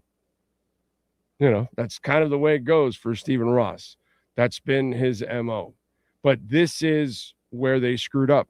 And I thought those three guys together really had an opportunity to put it all together. And then you also have your owner going behind you, and you lose a first and a third, which doesn't help your front office. You know, these are things that they have no control over. And again, it's part of the environment you're working under. You know, it's a whole shit show. It just is. And I was hoping that it would work out, and I was positive about it. That was one that I was on board with, and it didn't work out. Sucks. You know? What can I tell you? I wish it would have worked out, because, damn, we need one general manager to stick finally and become our Bill Zito, become our Pat Riley, even though maybe right now the Pat Riley regime has kind of lost its fastball now. But they certainly had their fastball for a long time. And we would like to get that. We would like to find that person for us. That would be pretty cool. Let's see. Big O, about the same age as you. Remember the good years. Watch the old games on YouTube. We had the best uniforms in the league. Hate the new logo. Bail on the whale. There you go. That's the attitude. Bail on the whale. Dan says there is nothing more to say about the Dolphins at this point. Just absolutely sickening what Stephen Ross has done to bury this franchise. That is the truth, my brothers and sisters. Unfortunately, that is the truth. That is 100% the truth.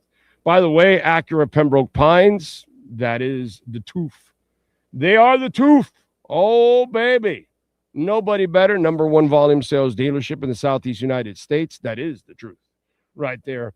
2025 ADX, $239 a month, 4.9% financing for 60 months. The 2025 Integra, $279 a month, 3.9% financing for 60 months. The RDX, beautiful vehicle, man. $359 a month, 4.9% financing for 60 months. And the TLX, you got to check out the sports package one. But the regular TLX, $339 a month, 4.9% financing for 60 months. Check out the fleet of certified pre-owned vehicles. And when you go to 15601 Pines Boulevard, go tell Larry Schlossberg and Pat Nasto and Tony Stampone that Big O sent you. They will take care of you there at Craig Zinn's Acura of Pembroke Pines. All right. I would keep Tua. You have to pay him anyway. Well, yeah, that's not going to happen anymore. Jim says, I figured it out, Big O. McDaniel is secretly a Cam Cameron disciple, and the Dolphins are failing forward fast. What else we have here? Big O, saludos. From cold Illinois, man. Go Canes. The Dolphins always make you cry. Yes, sir, Cuban gangster. Thank you, sir, out there. Appreciate you. Stay warm. And stay safe. Yeah. Chicago's got some issues there. Crazy place. Crazy place. Anyway, we'll see what happens now moving on with Ewers and playing over the next couple of weeks. I told you this. I wouldn't be surprised if Zach ends up playing at one point next week or the week after. I would imagine. I know he kind of left the door open in a way, but I would think that Ewers is starting again next week. There's no reason to bench the kid. I wouldn't blame him for the stuff. The one interception in the middle of the field, yeah, that was a the DB made a play on that. It was too tight of a window that he wasn't going to get it in, and the DB was right there to tip it up, and he ends up, making the interception, unfortunately. But I expect a young guy to get a little cocky and try to, thread the needle, as they say, and get in trouble a little bit. That's and he has a little gunslinger in him, so that's one of the things you like about him. But again, this is a really difficult system to get adjusted to and to get settled with. It just is, man. Jay says 31, McDaniel pitched the ball backwards to Achane for -4 yards. Let's see what else.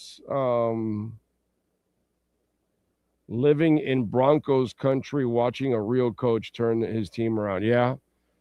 And how about Shanahan? What he's done in San Francisco. Wow, dude. Mad props to have all those all-pros and studs out, and you're right there in the thick of a brutal freaking division, dude. The best division in football by miles and miles and miles. That is impressive. By the way, you know what? I haven't even looked. Is San Francisco leading? Because they still have a shot at the freaking division, dude. I don't know what the score is. I don't know what the game is. I don't know what happened, to be quite honest, because I've been just fully entrenched into the Dolphins. So I have no idea what's going on with the San Francisco game, even if it's playing or whatever. Let me see. Oh, the Niners is Monday night against the Colts. Okay. So they still have a chance. And against the old man. By the way, Jaguars over the Broncos right now, 14-10. 2 minutes left in the second quarter. Cards over the Falcons, 16-10. 3 minutes left in the second quarter. It is the Steelers and the Lions tied at 3, 4 minutes in the second. Texans leading the Raiders 10-7 with 9 minutes in the second. And then the finals, the Bills over the Browns 23-20. The Chargers over the Cowboys 34-17. The Cowboys went back to being the Cowboys, right? It's classic. Titans over the Chiefs, mailing it in completely. You know Kelsey's going to retire. This time I'll be right. I was wrong 2 years ago. This time he's going to walk off into the sunset with Taylor. Yes, sir.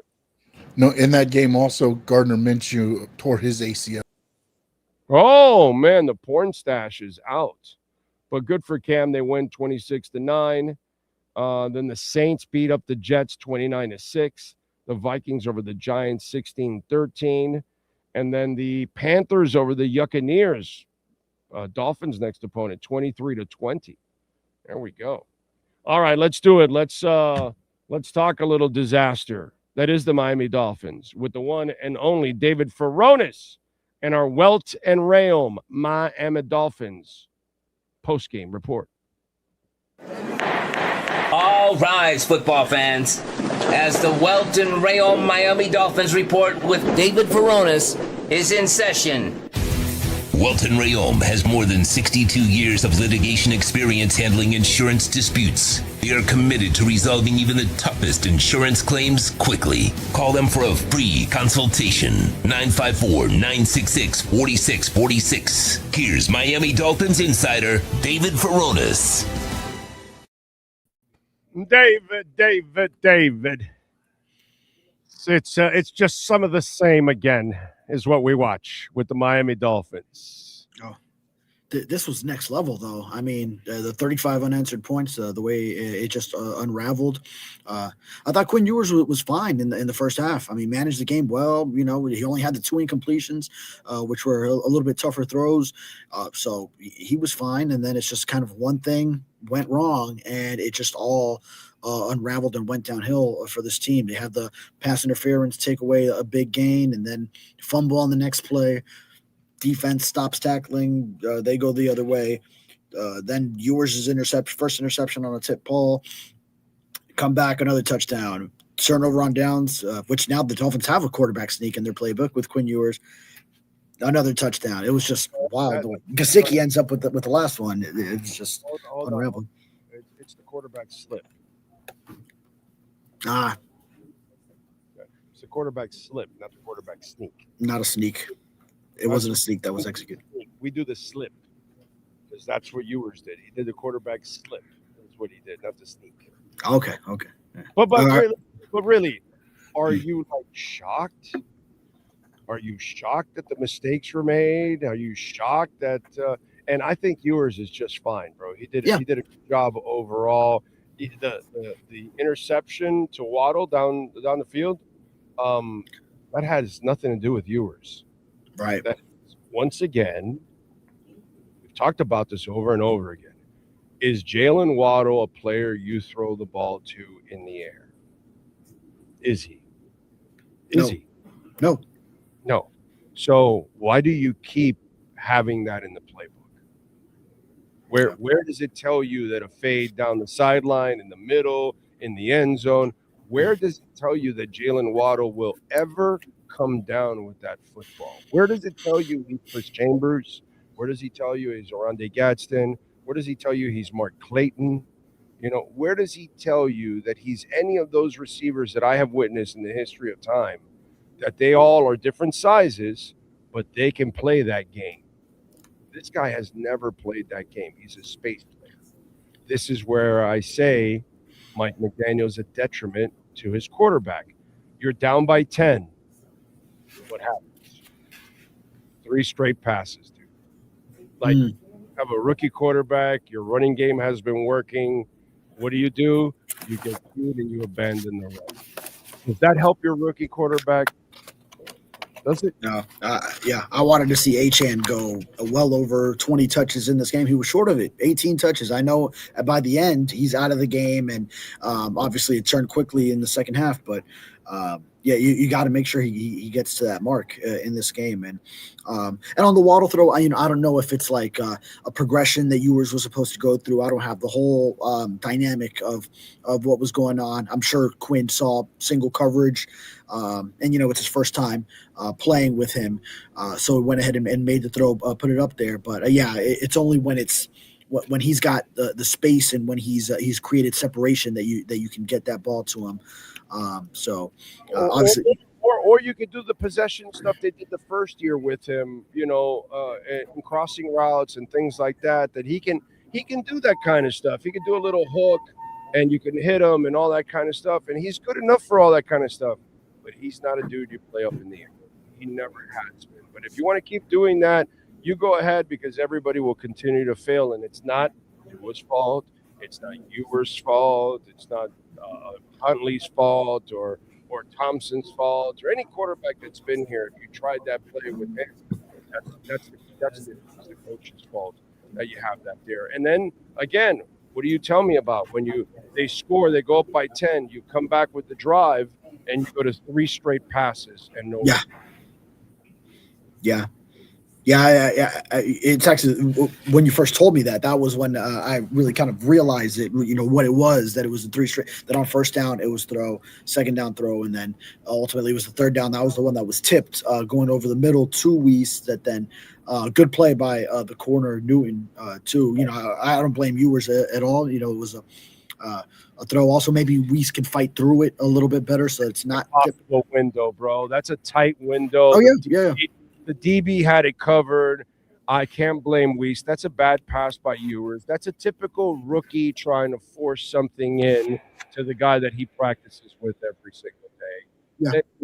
I don't blame Ewers for the other interception, but I don't blame him for that. Sure. Gotcha. Yeah. But again, before that, right. The idea is you didn't use the run. Yes. You're only down by 10, bro. Reestablish the run again. Don't put the weight of the world on the kid. It's not fair to him. Yeah. It was a pivotal turning point. So, they did a good job of that in the first half, and then it got away from it. There's always a point where it gets away, and that was a vital. It's a quick 3 and out with the interception coming on third down, but that's a vital moment when it happens, when it comes. As the momentum is starting to build against you, it would have been nice if you just let him turn it around, give the ball to Achane in that moment. And if Achane was able to break one or something, just put them in a manageable situation. So it's not a 3rd and 10, because it was on a 3rd and 10 when he did end up having to throw, or, he tried to force it, and it resulted in the interception. Can I ask? I know you guys asked him in the press conference about his job security and the report that's out there. Can you explain to me where this makes any sense? Like, where does that, like, how disconnected is Stephen Ross from the franchise and the fans that you would even think of bringing back Mike McDaniel? Because there is no case whatsoever that makes any sense to bring back Mike McDaniel. That is mind-boggling to me. And I know all these guys. I know Fowler. I've known Rappaport for 20 years. I've known a lot of these guys. I trust them. Yeah, of course. They're getting it from the building. Yeah. This is coming from somebody in the building, dude.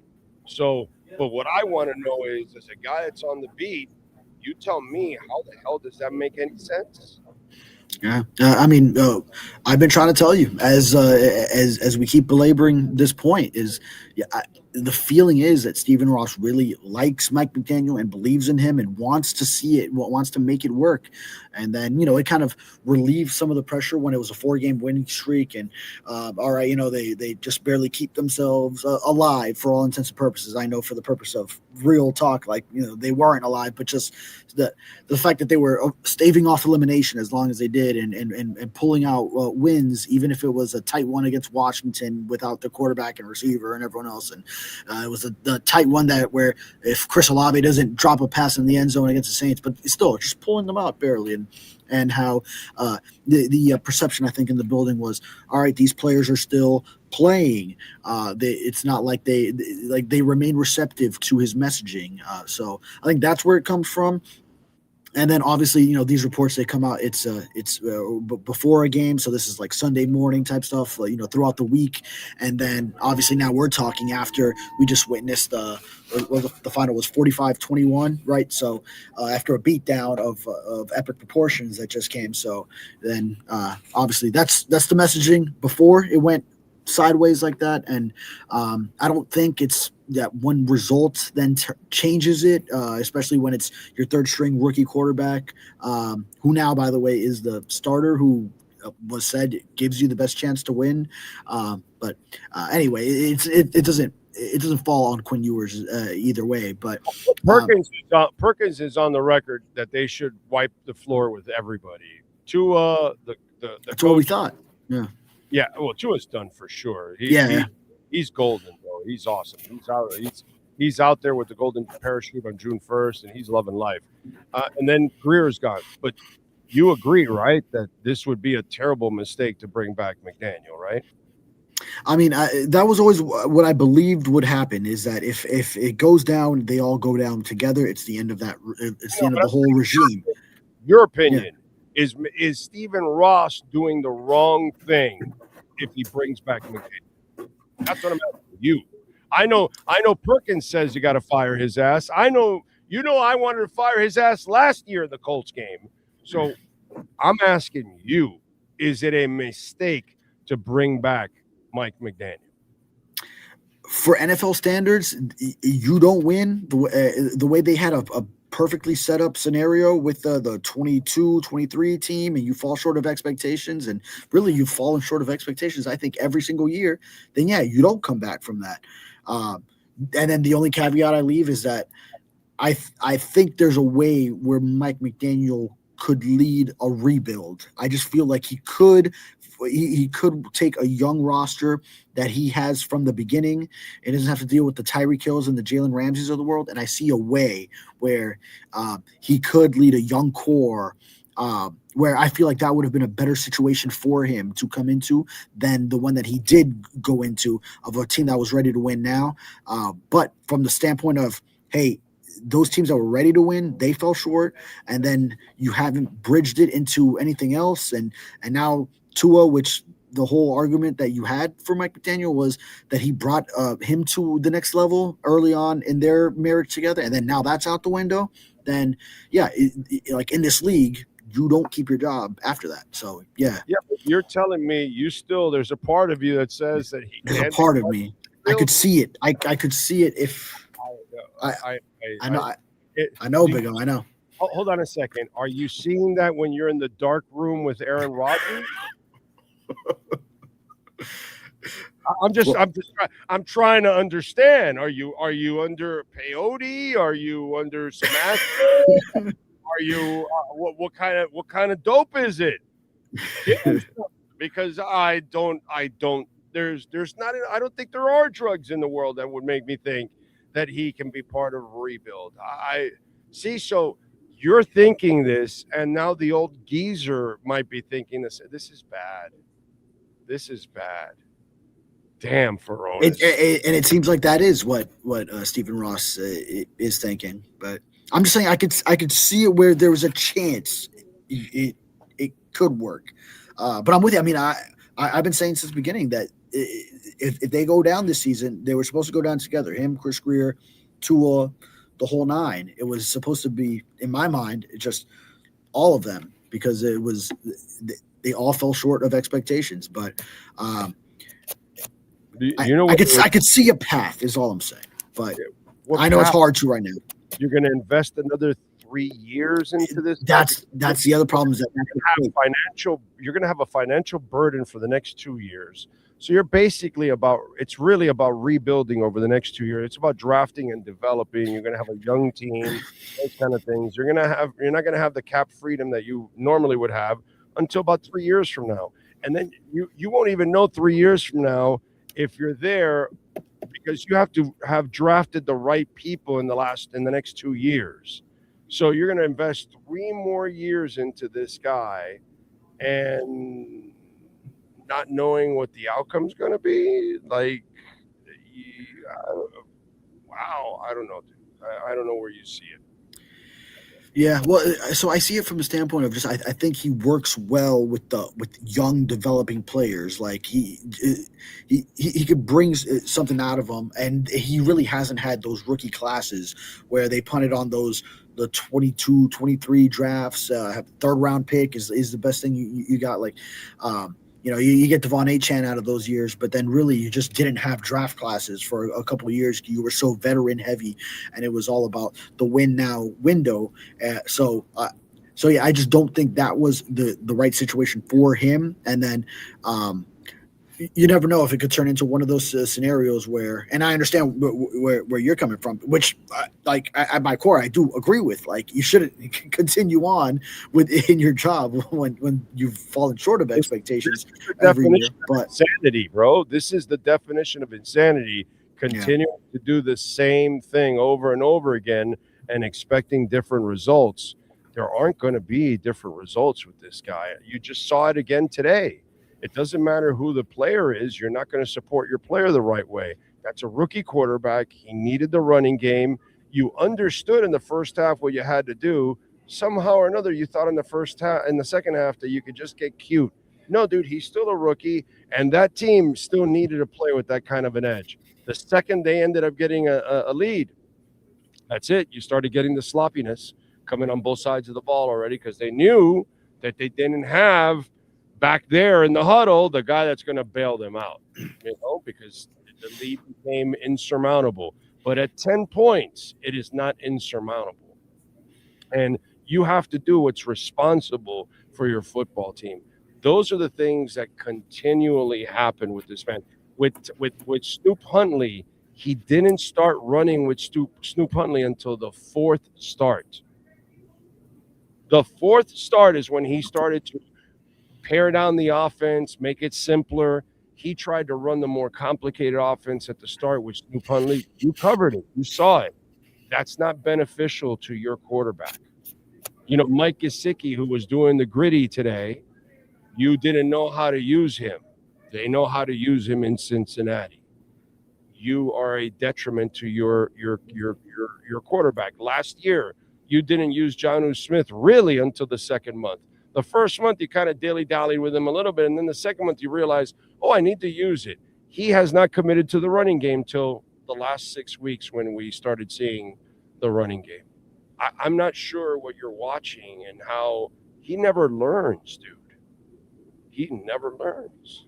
No, and I agree with you at the core. And you can't have a game unravel the way it did just because one play didn't go your way, one play got called back, and then you have a fumble on the next play.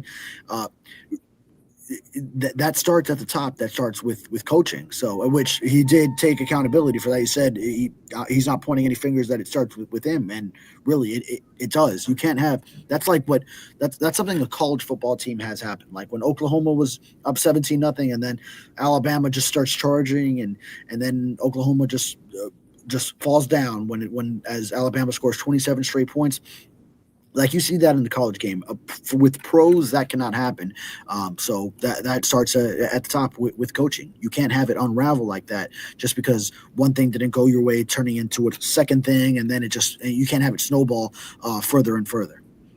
Well, the crowd in the chat board is requesting blind ass fan alert. Look out, everyone! We've got a blind ass fan coming through.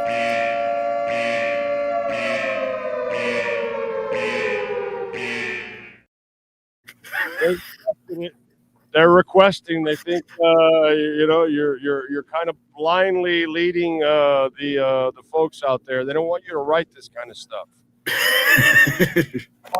No, as fans, you should not.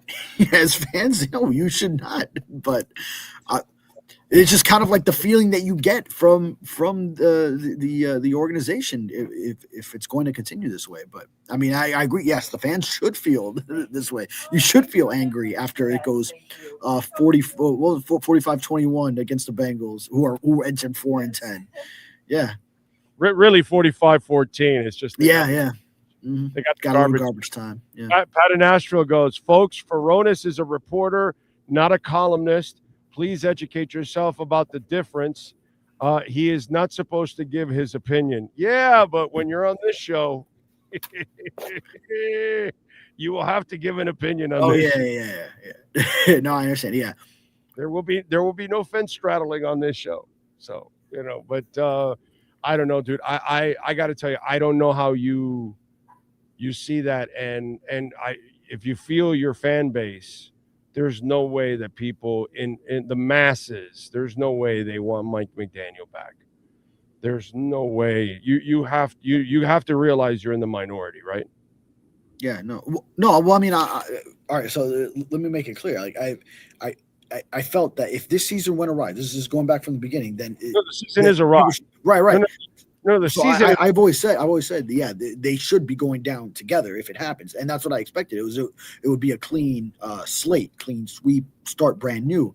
The only caveat I'm saying is that I feel he can develop young players if given the opportunity. I feel like this rookie class, for example, started off a little slow, but it's coming along, and there's potential in a lot of these rookies in this class. As an example. Chop Robinson now coming through again. Bubba, most of them are defensive players. So it has nothing to do with him. Yeah, you've had to draft on that side. You've got a lot of work to do with Jonah. But Jonah's the only one really out of this draft class that he has any kind of effect with. Everything else is on Weaver pretty much. Yeah.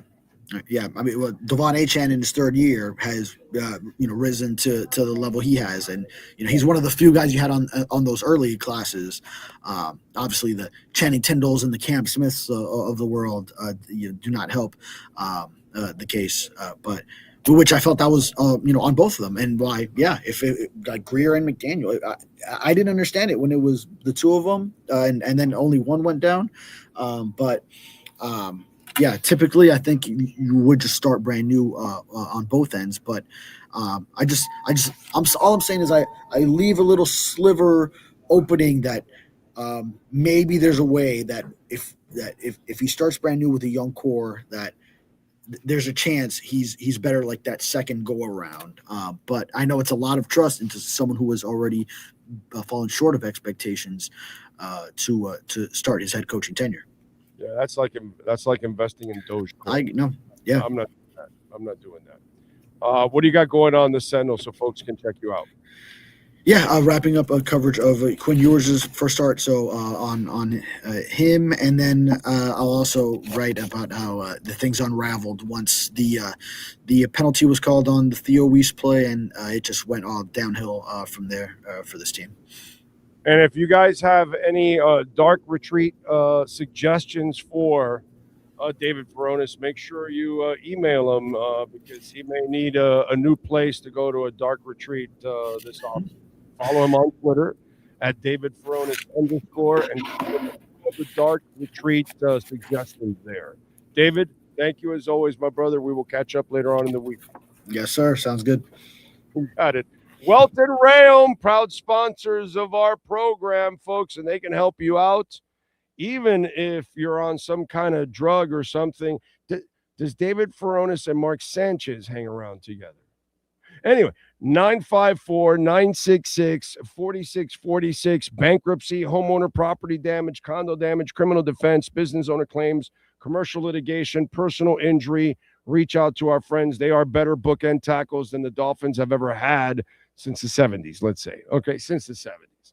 954-966-4646. They can help you out in almost everything except the problems with David Ferronis. Outside of that, personal injury, business owner claims, commercial litigation. By the way, if you have damage to your home or your condo or your business, never call the insurance companies because they send their own adjusters and they're working for the insurance company, not for you. They're not looking out for your best interest. You call Welton Rayom, they have their own adjusters. Not every law office has their own adjusters. They have their own adjusters. They will send them out. A lot of our listeners out in the West Coast, over in Naples, when they faced all the storms, they called us. We've had listeners in Central Florida call. We've had listeners here in South Florida and the Gold Coast. 954-966-4646. Call them. The consultation's free. Explain your issue. They'll tell you if you got a case. They'll handle it, and they'll deal with the insurance company the entire time. You will never have to call the insurance company. So call them first before you call the insurance company. 954-966-4646. This has been another session of the Welton Rayom Miami Dolphins Report with David Ferronis. At Welton Rayom, they don't get paid unless you win. They handle complex personal injury claims caused by the fault of another in both state and federal courts. They handle auto, trucking, motorcycle slip and fall, and bicycle accidents. Call 954-966-4646. Welton Rayom can help.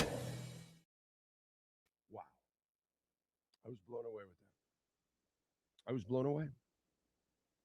Blown away. Wow. I can't understand that one. Wow. I don't know. I don't know how you would want him back. Yes, sir. Were you going to say something? Or is that late? No, your audio was very low for a minute, but then it kicked in. Looks good. Oh, okay. All right. My bad. Hateful Steve, thank you for the love on Venmo. In your opinion, no, I don't have an opinion. Did that meaningless win streak help McDaniel get another season, or was he coming back no matter what? Steve, our owner is so freaking stupid. I have no idea. But knowing his dumb ass, probably that streak did him in. Yeah. Oh, you see, he can't go. No, we can hang in there and wait a little bit more. Peter German, thank you for the love on Venmo. Was good to hear beat reporters hold Ross and McDaniel to the fire this week. I just hope we could get out of this purgatory and cap hell before too long. By the way, thank you for all you do. Thank you, my brother. Appreciate you, Steven. All right, let's get to it. The one and only Chris Perkins. See, unlike David Ferronis, who still has like a glimmer of hope for McDaniel in a rebuild,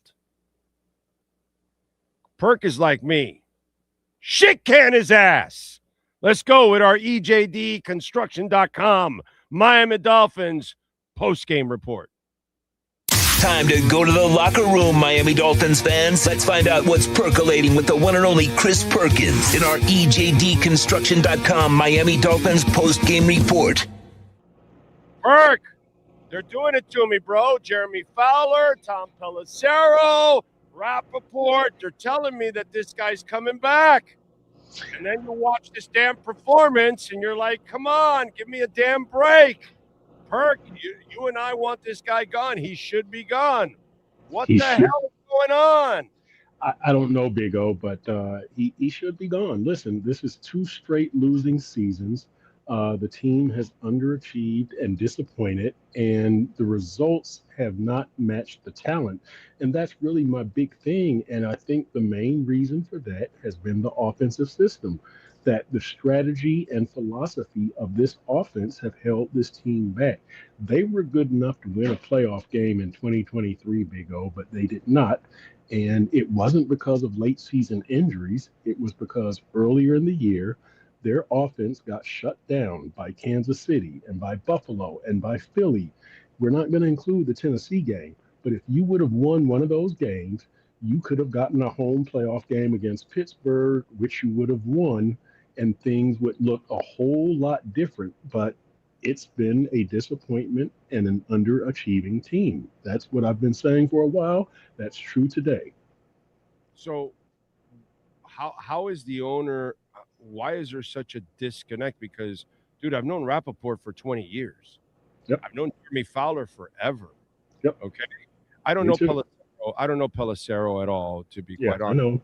Guys I know personally. Yep. And I know when they put shit out, they don't pull it out of their ass. Mm-mm. Okay. It comes from the team. Somebody in the building. Somebody's talking in the building.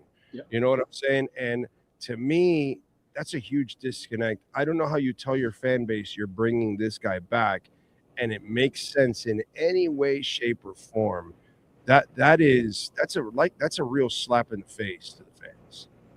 I think it is too, Big O. And I've told you that the 2 things that I've heard that work in Mike McDaniel's favor are process, number 1, and harmony in the building, number 2. Steve Ross is about process. I know it's a results-based business. I'm more about results.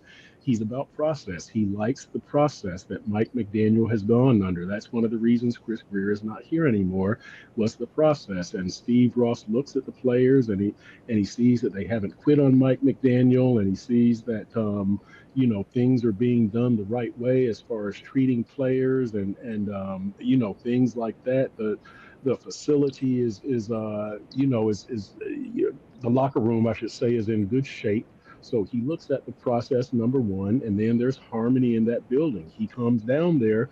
He doesn't have 4 or 5 people in his ear telling him that this person is an idiot or that person is an idiot or, this thing isn't being done right. He can come down here and there is peace and harmony in the building.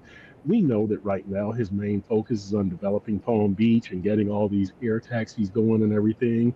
Hudson Yards. He doesn't need aggravation with the Miami Dolphins. He doesn't have aggravation with the Miami Dolphins. He's happy with the way things are running. We're counting money, and the some bitch is counting our money, so he has no aggravation. Yeah, Right. no, of course. We're the ones that are aggravated. We're the ones that got to put up with his sorry ass for the last 15 years. Yeah, no, of course. And you know what, Big O, and along those lines, I think by keeping Tua, he is passing on kind of the part of the pain from the $99 million salary cap hit to the fans, right? Because Steve Ross is like, look, I don't want to have to absorb this whole thing, so maybe I'll keep Tua around. It's like, you can't do that, Steve. That's a disservice to your fans. You need to make a clean break from this entire Greer, McDaniel, Tua era. Do right by the fans. Show them that you hear them. Show them that you give a damn. Admit the mistakes. Look, basically, this franchise admitted 2 quarterback mistakes this week, right? Giving Tua the extension and bringing Zach Wilson in. That's fine. We all make mistakes in life, but by keeping Tua or by keeping McDaniel, you're prolonging the mistake and you're passing so much pain onto fans. That's what I don't get. I'm not down with that, Big O. It's crazy, Chris, because if you just watch this coach, you'll see that nobody really can have success with them. And the example today was beautiful. Since he scores, they go up by 10, and immediately McDaniel bails on the running game. Yeah. Yep. You put the weight of the world on the kid. Right. And it's not his fault, and he forced that one in the middle, and it ends up becoming an interception. Whatever, that's fine. Yep. You know, I don't blame you. Today, I think Ewers did actually a good job under difficult circumstances and a terrible coach. I think he did a good job. I'm good with Ewers today. I really am overall. But I'm not good with that guy. So if I'm Stephen Ross and I'm sitting there and I see that one example right there, it's like, okay, this guy doesn't get it. He just the first half he got it. He understood what he had to do to compliment the young man. And at that moment, that's what he had to do. He had to, the old Top Gun line, I can't leave my wingman. You know what I mean? I got it. And he just, he went off like Maverick, and the rest is history. Yeah, and Big O, I don't know that Steve Ross has been at either of the last two games, Pittsburgh or today. I didn't see him. I didn't see. Oh, no, he was there today. They got him. They got him smiling and everything in the box. Oh yeah. Okay, he was here, but here's what I'm getting at is that there's this stadium has been like 70% empty. The last few home games, you go back to Buffalo and Baltimore. New Orleans, that it's been about 70% empty. Today, there were a lot of Bengals fans out there in orange and black. Now you had to look and you had to really listen because Dolphins fans were in orange jerseys also. But when Cincinnati scored or, when something happened and you heard the Who Dey chant, it was like, wow. I mean, Cincinnati, a 4-10 team. I realize it's cold in Cincinnati, and you want to be here at this time of year. Destination, baby. Right, it is.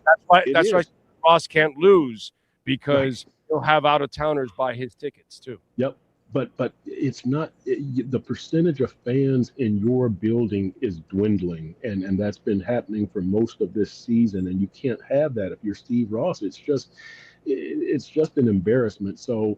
There's this thing with, I'm sure Steve Ross is not on social media. He probably doesn't read the stuff that we write or that you say or that I say, but he's made aware of this stuff. So that's kind of the stuff that he's got to hear. And then the stuff that he has to see in this stadium. And when he sees so many visiting fans in here and fans booing his team, nobody's flying banners over the stadium anymore because nobody wants to spend that much money. But fans are being turned off by this product, and he's got to see that. That's what I don't understand, Big O. He's got to see that fans are being turned off by this product. And the worst part is, if we're seeing all this stuff that you're going to bring back McDaniel, it also tells me you're going to go the lazy route. And you're going to keep Champ in there, too, at the same time. Just have like a test run with those two now. Yep. And let's see. Oh, well, like you said, he likes the vibe. Maybe you guys can tweak it and fix it a little bit. And that way I don't have to retool and reconstruct everything. Even though over the next 2 years they're going to have so many financial limitations that it's going to be hard to compete anyways. Yeah, it's like he's just taking path of least resistance right now and kicking the can down the road and just kind of, hopefully this thing will work out. And it's like, Steve, you're going down. Like this franchise is going down. There's no, well, maybe Tua's going to come back or maybe Mike McDaniel or maybe whatever. You're out of money. Your talent is dwindling. Teams have caught up to you. You've got to make some changes because this thing under its current leadership is not going to reverse course. It's only going to get worse. Yeah, I'm with you there. It's sad overall. How was the vibe in the locker room from the players? Because you could tell they started taking that lead, that the sloppiness really started setting in a little bit on both sides of the ball. It's bizarre. That's what I'm writing about right now. My column is just about how bizarre it's been in Dolphins land this week. Big O, we had the kind of the unusual visual, and I talked to players in the locker room.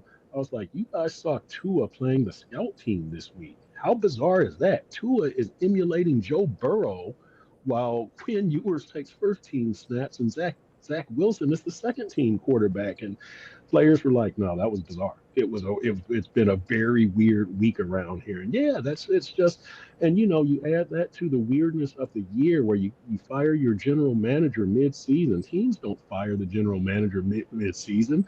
And with this loss today, now you've ensured back-to-back losing seasons for the first time since 2018, 2019. the years of the teardown and the rebuild. Like, this is all just kind of very bizarre. It's not that the Dolphins not making the playoffs is bizarre, but even under McDaniel, you're usually fighting for a playoff position at this time of year. Mid-December, you've been eliminated. So it's all just kind of very bizarre around here. It's just a kind of a strange vibe around Dolphins land right now. Every time you say how bizarre, I feel like saying, ooh, baby, the things are making me crazy. Every time I look around, every time I look around, I see a loss. Yeah. It's strange. It's strange, man. And you know what? And it's a good locker room, Big O. I really, really like the players. Mike McDaniel and Chris Greer have assembled a good locker room full of good guys, but they just need better players, and they need a better system to put those players in.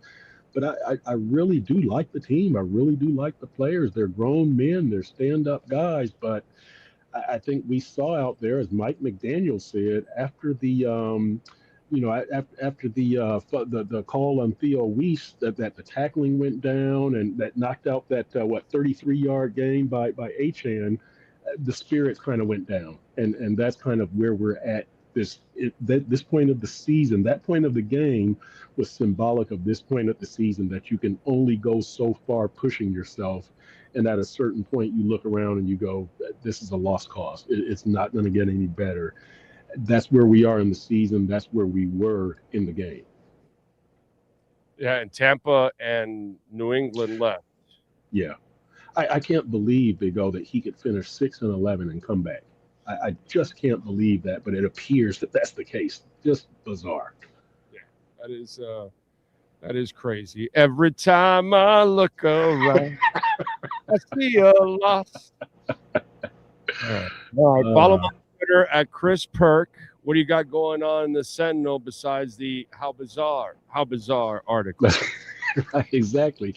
That's about all I have planned right now for the week. I'll figure some other stuff out this week. I was going to do a good Quinn Ewers story. I was supposed to talk to Quinn this week. I've been checking in with him all week, all season rather, and I was going to talk to him this week about NIL and what he thinks is the future of NIL. And that story's gone. Nobody wants to read about Quinn Ewers' thoughts on NIL with Tampa coming up, and he's now the starting quarterback. When you're the third team quarterback, you can kind of give some opinions on that, and I could apply it to, Ohio State and blah, blah, blah.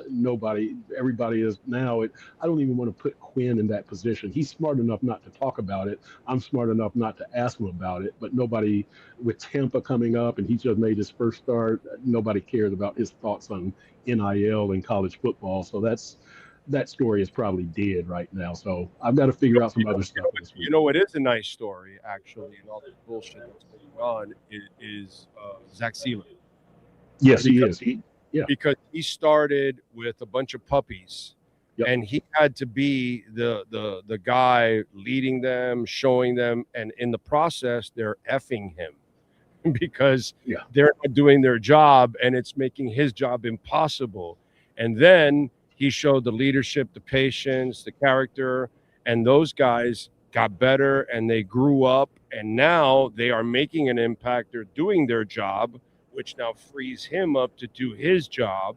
And you've watched him over the last, month plus have a much better season.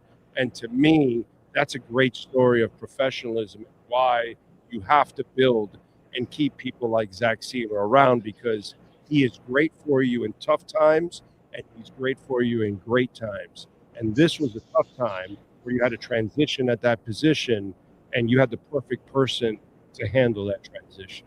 So I thought that was Yeah, and they have a few people like that, Big O. Aaron Brewer is like that, and Jordan Brooks is like that, right? And so I've told that story from the other side just this week of the draftees and how they've developed. And Quinn was the 6th of the 8 draftees to make a start this season.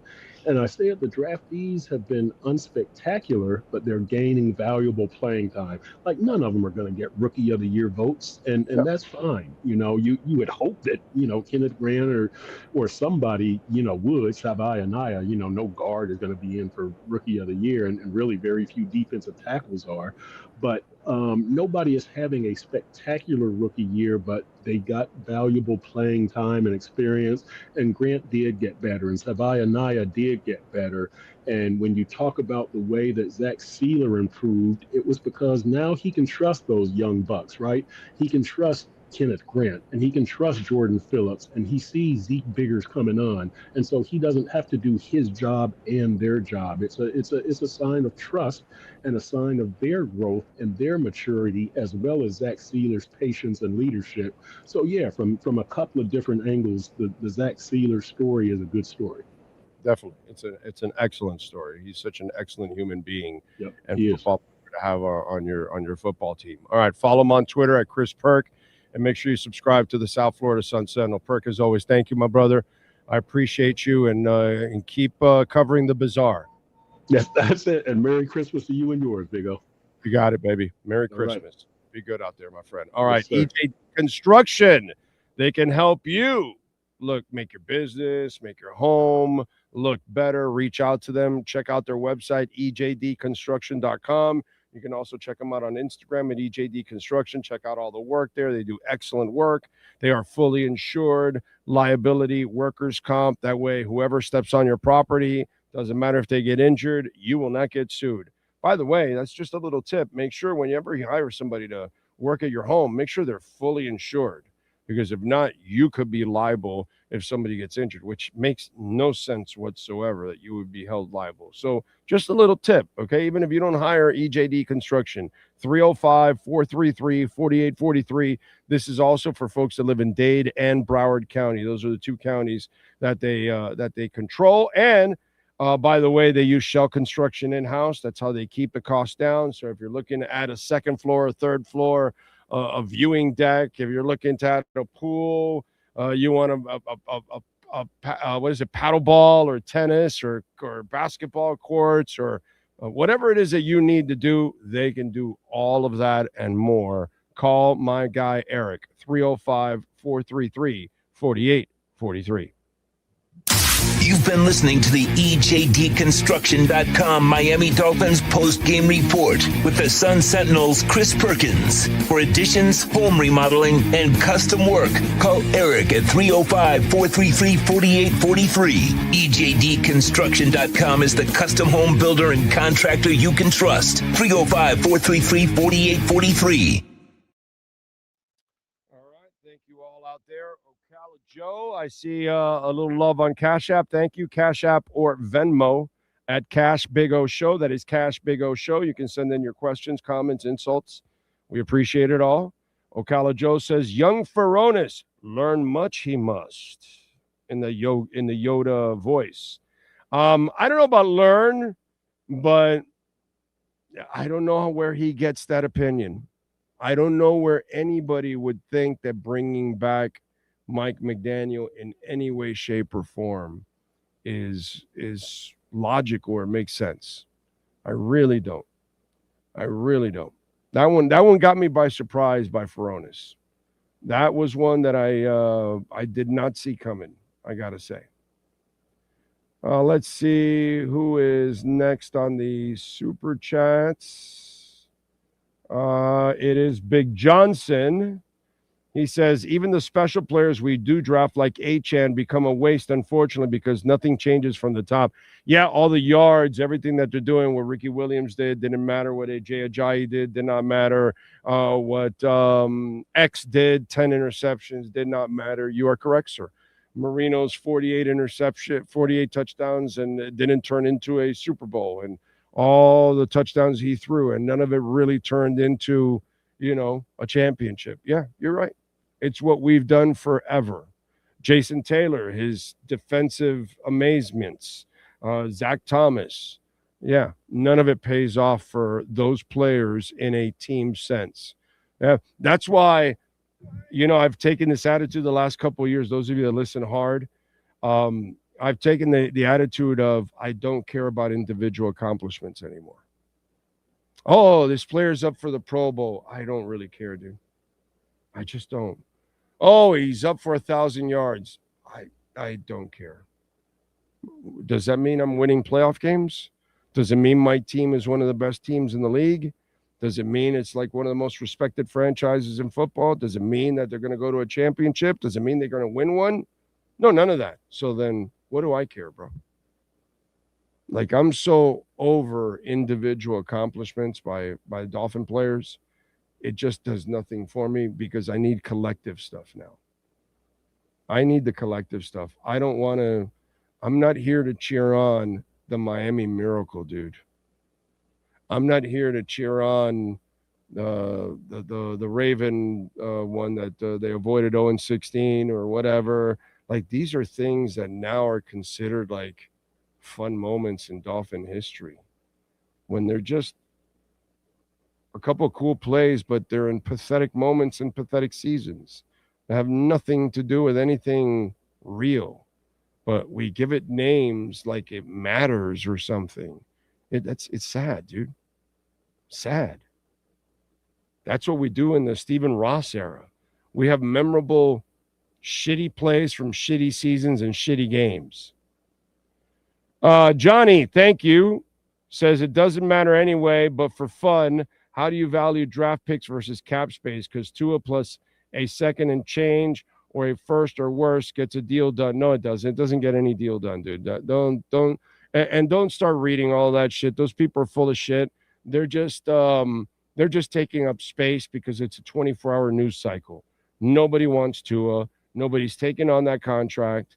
And you're not going to give up a first rounder for anything because you're not getting anything back in return that's going to be worthy of it.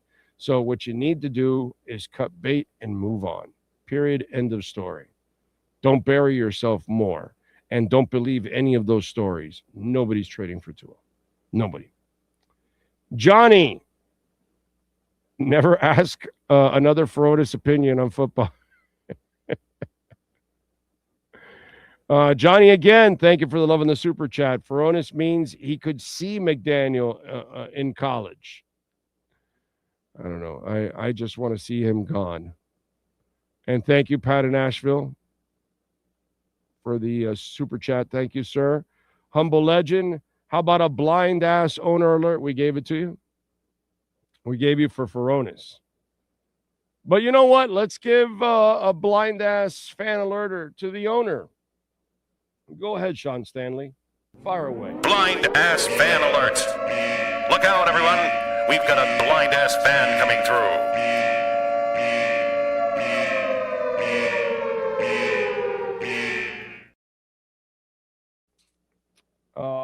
We would have been better off with Brian Flores. Nah, he can't build it. You can't build an offensive staff. You can't get it done. So, and yeah, that was a good song. From OMC. Every time I look around, it's in my face. Yeah.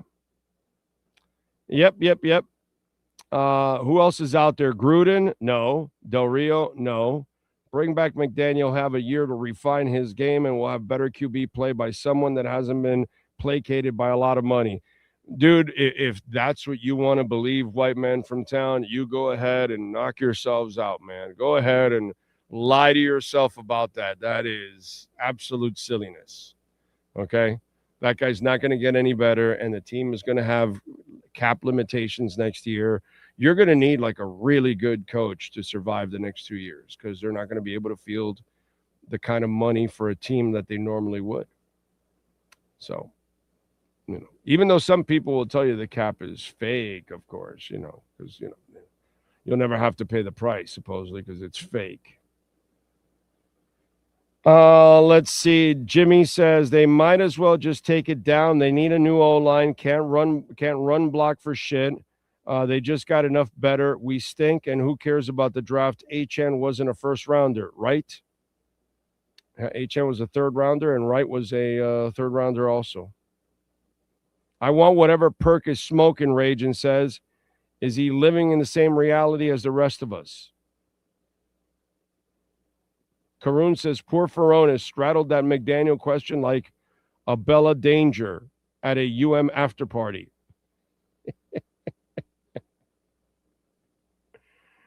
Can we get rid of Tua and get rid of Mike McDaniel as well? Well, Michelle, that's what we're hoping for, that the owner has the kind of brains to do that, but we'll see. Big O, can we sue the Dolphins for the money back? Not sure. I don't think so. So, let's see. What else? At least we have the Canes. Yes, sir. Houseman TV. What are your thoughts on DK Metcalf slugging a fan? Oh, I didn't see that. Did he slug a fan today? I did not see that. I mean, some fans are idiots and they deserve to get slugged. Now, they shouldn't. But, you know, that's kind of stupid on his part because he's going to get sued. But some of the fans are just idiots because they think they can say anything to people, and it's just disgusting, some of their behavior. So there's a part of me that wants some of the fans to get their asses kicked, you know? By the way, don't forget to smash the hell out of the like button. All right? And hit the notification bell. That way you know when we're going live. And we'll be live tomorrow morning at 10 a.m. getting you ready. All right? All right? All right. All right, we thank, of course, the great Sean Stanley. We thank David Ferronis. We thank Chris Perkins. We appreciate all of you out there. We shall see you tomorrow morning. Same time, same place, same bat channel. Go Canes. You've been listening to our Dolphins post-game show with Big O. The broadcast is brought to you by Welton Rayom, Acura of Pembroke Pines, Hialeah Park Casino, RM Contractors, Toyota of Hollywood, Haineswear, Sloman's Home Security, BigCheeseMiami.com, EJD Construction. The broadcast is mastered by executive producer Sean Stanley. Thank you for supporting the platform and our fantastic sponsors. Go Fins!